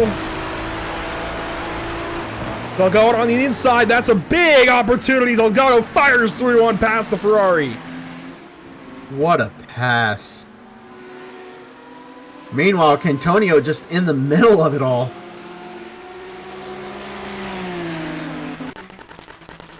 Oh, okay. Apparently we had too many cars all at once. That's Oh, fine. man. We didn't want to see the action anyways. Well, Cantonio going to work here on Logan Boone. Up front, Adam Brockway down the front stretch has taken 2 laps to go. No, that was 1 lap to go. That was the white flag. This race will be shortened from 60 laps to 59. This will be it. That was Well, here white you flag for have it. sure. Brockway just has half the track left. Well, he And then just began the lap. So he's just got through the AMG Arena in turn 4, coming out to turn 5 now. And he's going to be able to wrap this one up. Kevin Cantonio 12 seconds back, another 12 back to Gonsalves. Then Thomas Raley 4th. 5th is Eduardo Pecorini, teammates with Raley. Then Kimbrough and Reister. And there is no fight in Division 2 right now, at least not for the top of the board. Although, oh dearie me, Ian Kidd had to pit for fuel. Oh, man. That is so unfortunate. He was gifted 3rd for a moment, and Peak got it back, which means Ricardo Delgado is racing here for the 3rd spot with Kevin Peak. This guy could still podium today. What a drive from Delgado. Here we go, an opportunity again to turn 10 for Delgado. This time, he'll have to do it on the outside. Lunges into the corner, gets alongside and just passes Kevin Peak like he's standing still. Peak very loose after that turn, too. He is able to recover, too. Here we go. Officially, white flag brought to you by Whiplash Simcams. Adam Brockway in the final corner, going to pass and lap Chris Winstone. It's a checkered flag for Adam Brockway in Germany, and it's a big one as well. What a dominant race for Brockway, man. Starting in P1 after finishing 10th in the sprint. And you got to imagine the emotions that's going through him right now. The excitement after such a long race. Adam Brockway with the win. Kevin Cantonio second. And Bradley Alvis is the only Division II driver that will finish on the lead lap. He's got 1 lap to go. He was ahead of the leader still. Here's Gonsalves across the line third. So second is decided in Division 2. That's Thiago Tavea. He had to pit at the end. There he started is. slowing up. He lost the win. Amongst it all, while we were watching Brockway win the race, I believe Tavea was slowing up due to going to be out of fuel. Well, he was in the pit lane. He came in for fuel. So he had to pit coming to the white flag. That is incredible. Kimbrough is going to be beaten out by Scott Reister. There's Kimbrough. He just finished this race. Martin Crisp is going to come around and take the checkers, and Bradley Alvis. Come on, guys. Bradley Alvis needs some votes now. Let's get them in Division 2. After such a long and patient drive from Bradley Alvis to then what we'd see as the last minute possible, turns it around to win the second division. And his teammate Mitch Buenaventura is going to be broken out of that points lead big time. Buenaventura going to go 28th today, 14th in class, while Alvis will win and take 11th overall. Unbelievable. This is what makes endurance racing just amazing. Like, you can go 99% of the race thinking you have it all figured out, only for things to be shooken up right at the end. Let's take a look at our unofficial race results after 1 hour and 55 minutes rather. Definitely was not a 1 minute race. Adam Brockway, Bradley Alvis, your 2 race winners. Adam Brockway wins it in Division 1 and overall by 14 seconds over Kevin Cantonio. Jeremy Gonsalves 26 seconds back, then Thomas Rayleigh and Eduardo Pecorini, your top 5. Scott Reister, Scott Kimbrough, 6th and 7th. Reister just gets Kimbrough at the end. Carlisle and Sanchez, 8th and 9th. Crispin, 10th. I'm curious as to how Reister got Kimbrough there. I might be able to go back and look at it quickly. But here you go, 11th through 20th, Waylon. Bradley Alvis, the last car to finish on the lead lap, and he does it to win Division 2.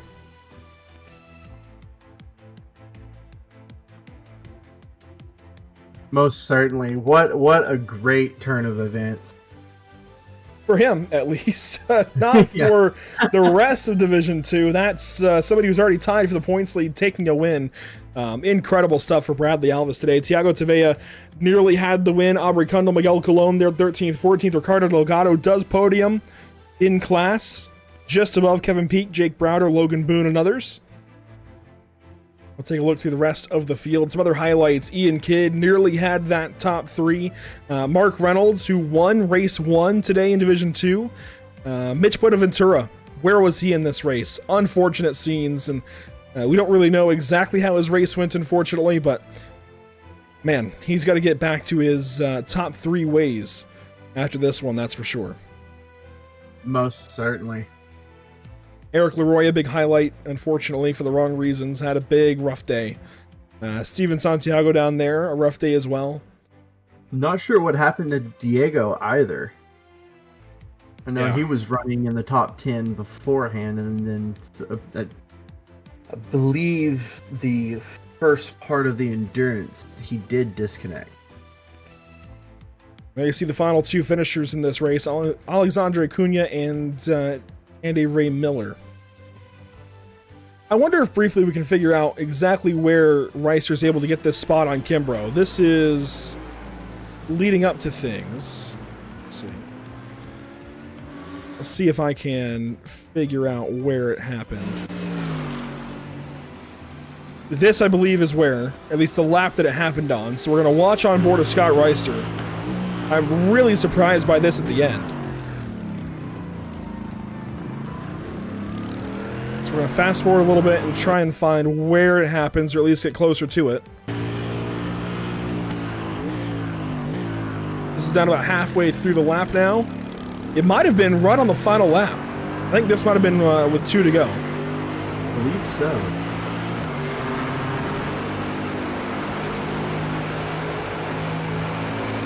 Well, we'll fast forward off screen one more time and see if we can get closer. Oh, it was, hang on, I just saw it happen. Right here. I think Kimbrough might have run out of fuel or was running out of fuel. No, I think he had a slowdown. I think that was a slowdown. I believe you're right. Wow. So Reister able to take that 6th position away. That's incredible, right at the end. And that, I believe, was checkers. See everybody slowing down. That is huge between those two Scotts and Empire Racing. But we'll take a look and we'll talk with, more importantly, talk with each of our race winners. Adam Brockway, first up out of Baradness and that camp. Adam, big time. First of all, congratulations. But how in the world did you hang on that long, that consistently to lead every single lap of this endurance race? It's just trying to maintain good race pace. We've been working a lot with Stu and the other guys from the Radness and just focusing on, putting in consistent laps, and that's what I tried to do for the main today. Well, and it clearly worked out nicely for you. I know the heat race didn't go your way. What happened there? I think the car in front of me got a slowdown, and he tried serving it on the exit of the right-hander onto the straight, and I didn't anticipate him being that slow around the corner, so I tapped his rear end and got a drive-through. So it is what it is, but made up for the second race. Well, Adam, I think after a performance like that, it has to be agreed that you are today's driver of the day. An extra $20 for you in the payout window. That's got to be nice to add on to everything. I mean, big time drive in the heat race to get back to the top 10. That inverts you to pole for race 2, and clearly you made the most of it, winning the endurance race today. Can we expect the same kind of performance out of you at Long Beach, though? I hope so. I haven't been able to put any practice laps in there yet, but I'm sure, working together with Stu, coaching, I'll be able to come up to pace and hopefully, hang with the guys up front and maybe get another win. There you go, Adam Brockway with the win today in Division 1 and overall. Adam, good to talk to you again. It's been a while, and hopefully we're talking to you again soon. Yes, sir. Have a good day. Radness back on top here in Germany. A big day for Adam Brockway. Second place then in class. Are you ready for it? Kevin Cantonio, for the first time this season, is not talking to me. Waylon, you're up. All right, you heard it here. Kevin Cantonio with P2 overall in Division 1. And man, I have to say, what a drive from you, starting at P10, working your way up to second. Kevin, what was going through your head just generally throughout this race? I had to pass and fuel save at the same time. It was not easy. The Ferrari is such a huge advantage. They can go multiple laps more than me, no matter how much I save. But yeah, just having to pass people, save at the same time, it's not easy. It's a bit tough, especially starting from P10.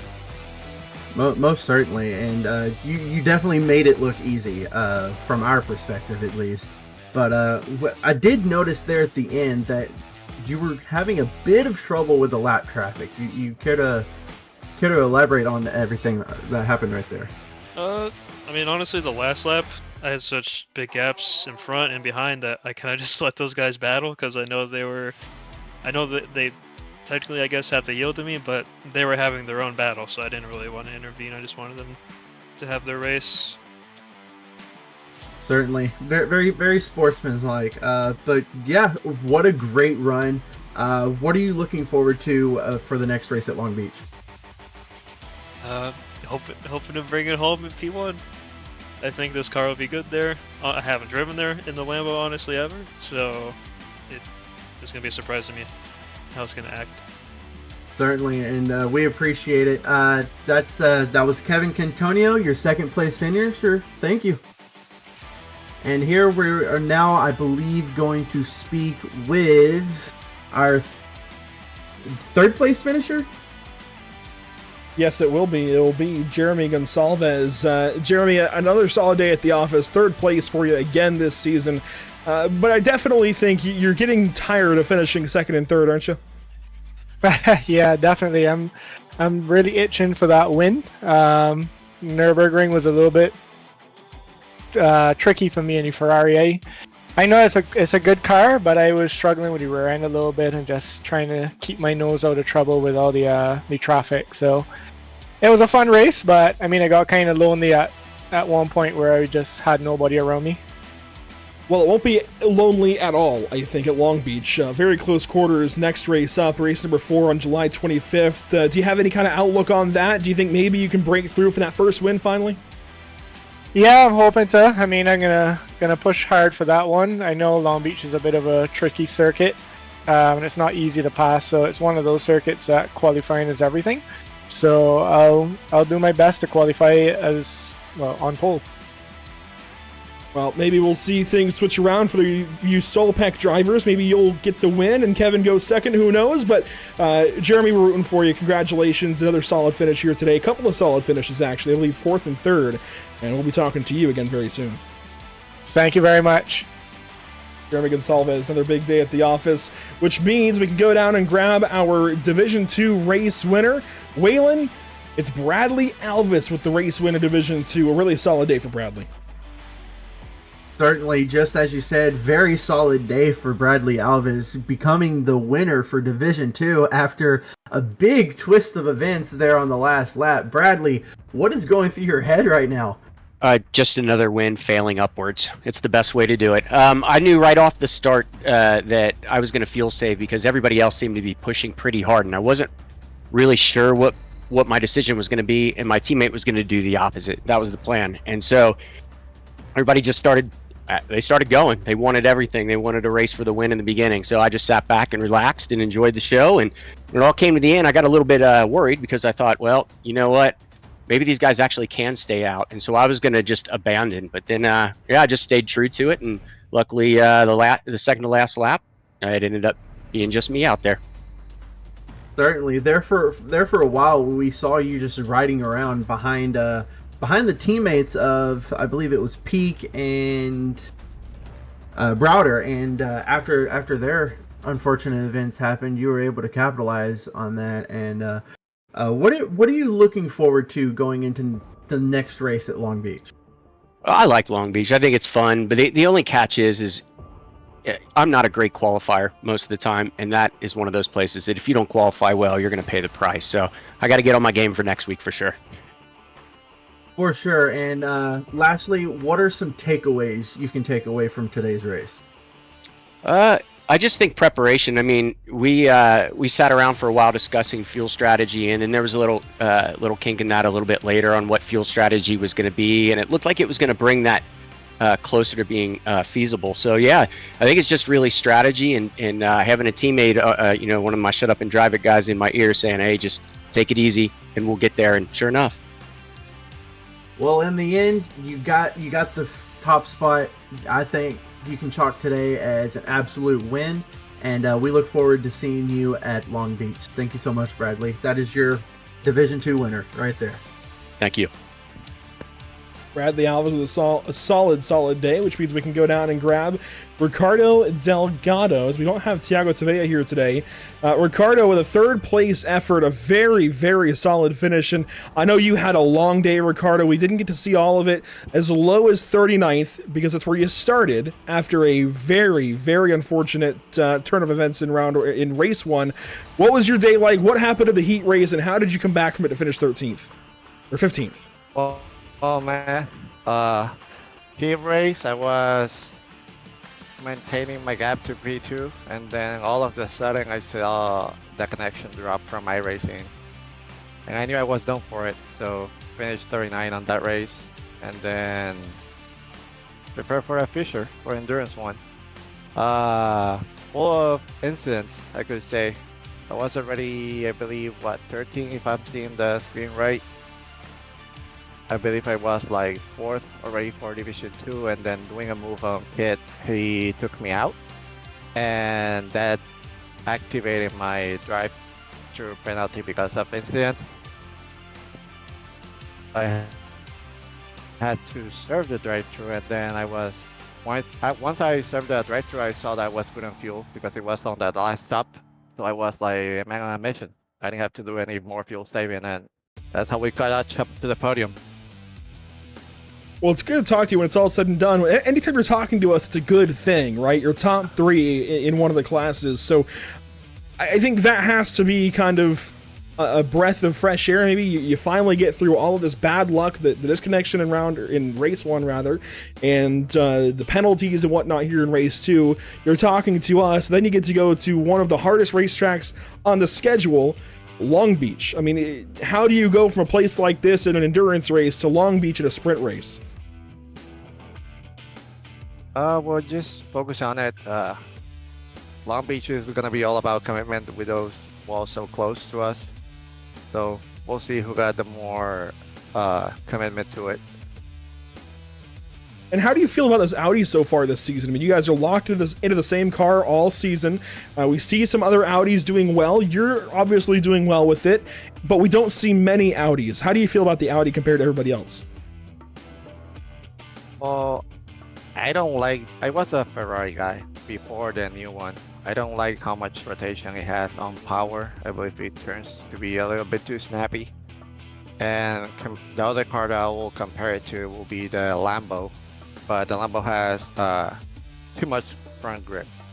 So I believe the Audi is in between those cars, which is why it's, at least on big setups, it works really good.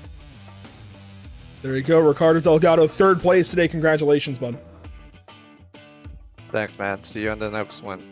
We'll see you at Long Beach, and a very, very long day for him. I think fruitful overall. I think that's the best way to put it. Fruitful in the end. A long day. A long, long day for Ricardo, and he was disappointed in YouTube chat that he didn't get nominated for Driver of the Day, but it's so difficult with all of these great options. I want to give a nod to Adam Brockway again. Driver of the Day today. I think that's the easiest way to go. I do think you could have made a great case for Bradley Alvis, but Brockway just dominated so aggressively that I don't think there's anybody else you could have given it to. I mean, certainly. I mean, you see someone who's just going to take away with the race, and that's exactly what Brockway did. It's hard not to commemorate something like that. Such a huge feat for such a long race. Absolutely. Big, big day for Brockway at the office, and we'll see if he can back it up at Long Beach in a couple of weeks. Let's revisit that season schedule. Next up, as we said a bunch of times, Long Beach for round 4 on July 25th. We have a couple of weeks off. In fact, we have, I guess, 2 Thursdays away from NARL racing, and then we go to Long Beach, and we follow it up the next week with Suzuka, and then the next week after that with Phillip Island. So it's kind of like 2 halves of the schedule, if you will. But make sure to tune in for all those races coming up and everything that we have on this next screen. Upcoming broadcast for us at Pit Stop TV. Next up, we go to Chicago for the street race, the Icon Cup Series tomorrow night at 7:45 Eastern. And I know you have an interesting work schedule, Waylon, but you were able to run Nashville last week. Do you plan to make more Icon starts? I would certainly like to be able to, but like you said, my work schedule is very inconsistent, and I was very grateful to be able to run Nashville last week. It was such a great race, so fun. What a great group of people to drive with. And I know the next race I could possibly join will be Pocono, which is a great track, and I look forward highly to it. Well, that is definitely the hope, that we have you at Pocono for sure. Pocono, you see the next one up after Chicago, then Langley on July 18th with the 1/8 Racing Media National Tour for the Sim Auto Racing Association. Late model stocks, and it sounds like maybe we have a support class there as well. Who knows? You'll have to wait and find out with us, just like everybody else. But Some really cool racing coming up here at Pit Stop TV. I know this is a lot of oval racing for you road folks, but don't worry, there is more road racing on the way with the North American Racing League at the back end of July and into August. Do not miss it. Thanks for tuning in this evening. It has been a pleasure. Round number 3 of the season for the North American Racing League. Now that we've gotten through the full broadcast, first impressions from the first full broadcast with us here. Honestly, it was such a great experience. The drivers really have it together. I mean, that's what makes doing this way more entertaining, is when you're able to come out here and watch these drivers who know what they're doing, albeit there's a mistake or two, but what driver doesn't make mistakes? And just being able to see such a great race today, it has you waiting on the edge of your seat just for the next race. And I hope to be able to catch the Long Beach race as well, because I know it's going to be a very entertaining one, to say the least. Waylon, thanks for being here. It was a pleasure to have you throughout the course of the afternoon. It was a pleasure to have Zach as well earlier in the day. Unfortunate that he couldn't be with us at the back half of the broadcast, but that's okay. Thank you to everybody tuning in. It's been a pleasure as always. Make sure to follow Pit Stop TV on all of our social media platforms listed at the bottom of the screen below. And a big shout out as well to our partners with the series, not Whiplash Media SimCams, Muradness, JS Consulting, and Screw Compressor Service Incorporated. This screen has Whiplash SimCams, ATVO, and CC's business that make it happen for us behind the scenes. We will see you all next time. Tomorrow night, Chicago Street Course for the Icon Cup Series. It sounds like it was a pretty fun Xfinity race earlier today, so I think we're in for a good one tomorrow night with the Icon Cup Series. You got to make sure to tune in, 7:45 Eastern. Until then, thanks for watching, and we'll see you in the next one.